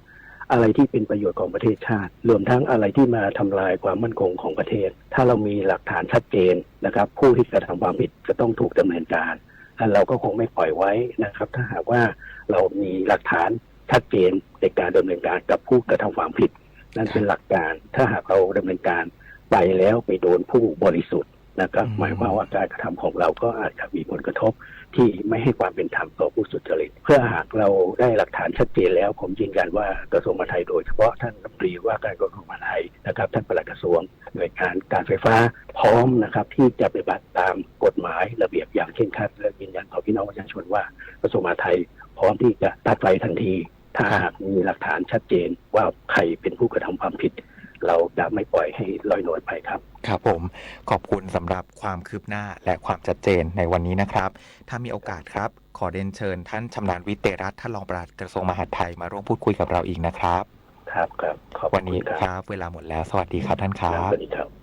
ถนนดนตรีไลฟ์เดือนกุมภาพันธ์การกลับมาของเสียงเพลงความหวังความรักกำลังใจกับบุษภรัตน์พันกรวีแดงโฮปพร้อมด้วยลูกโซ่ลูกศรและเพื่อนๆปิงปองศิรศักดิ์น้ำข้าวเกลือขี้ตาลฉลีวันศุกร์ที่ 21 กุมภาพันธ์ 2568 เวลา 18 นาฬิกาณห้องออดิทอเรียมอาคารศูนย์ปฏิบัติการถนนวิภาวดีรังสิตดินแดงติดต่อเข้าชมโดยไม่เสียค่าใช้จ่ายได้ที่ Facebook ถนนดนตรีเรายังเป็นนักเดินทางท่านผู้ฟังคะไทยร่วมกับประเทศทั้งในภูมิภาคอาเซียนและนอกภูมิภาคแสวงหาความร่วมมือเพื่อแก้ปัญหาแก๊งคอลเซ็นเตอร์และอาชญากรรมออนไลน์อย่างจริงจังเพื่อป้องกันประชาชนและนักท่องเที่ยวไม่ให้ตกเป็นเหยื่อของมิจฉาชีพรายละเอียดติดตามได้จากรายงานค่ะปัญหาประชาชนถูกหลอกลวงโดยแก๊งคอลเซ็นเตอร์และอาชญากรรมออนไลน์ถือเป็นปัญหาใหญ่ของประเทศไทยรวมทั้งประเทศในภูมิภาคอาเซียนโดยกลุ่มมิจฉาชีพเหล่านี้นอกจากจะหลอกลวงเอาเงินจากประชาชนผ่านทางโทรศัพท์แล้วยังมีการล่อลวงเหยื่อทั้งประชาชนและนักท่องเที่ยวชาวต่างชาติให้ข้ามชายแดนไทยไปยังประเทศเพื่อนบ้านเพื่อทำงานให้กับแก๊งคอลเซ็นเตอร์ในลักษณะของการค้ามนุษย์อีกด้วยทำให้ไทยและประเทศในภูมิภาคอาเซียนต้องร่วมกันหาแนวทางแก้ไขปัญหาโดยพลตำรวจเอกกิตติรัตน์พันเพชรผู้บัญชาการตำรวจแห่งชาติบอกว่าเจ้าหน้าที่ของไทยพบว่ามีการส่งสัญญาณจากเสาสัญญาณสื่อสารทางโทรศัพท์และ Data Net ซึ่งตั้งอยู่ในประเทศไทยข้ามไปยังประเทศเพื่อนบ้านซึ่งกลุ่มมิจฉาชีพได้ใช้สัญญาณจากเสาสัญญาณเหล่านี้ในการหลอกลวงประชาชนเจ้าหน้าที่ฝ่ายไทยจึงได้ประสานงานกันเพื่อดำเนินการยกเลิกเสาสัญญาณเหล่านี้โดยได้ดำเนินการไปแล้วหลายจุดและจะมีการดำเนินการอย่างต่อเนื่องส่วนเรื่องเสาสัญญาณเราพบว่ามีเสาสัญญาณที่น่าจะเชื่อว่าเป็นการให้สัญญาณไปกับเพื่อนบ้านก็มีการประสานงานกันแล้วก็ยกเลิกล้มเสานะครับแล้วก็หันกลับมาให้คนไทยใช้ไปหลายจุดแล้วซึ่งขณะนี้อยู่ระหว่างที่ดำเนินการต่อเนื่องไป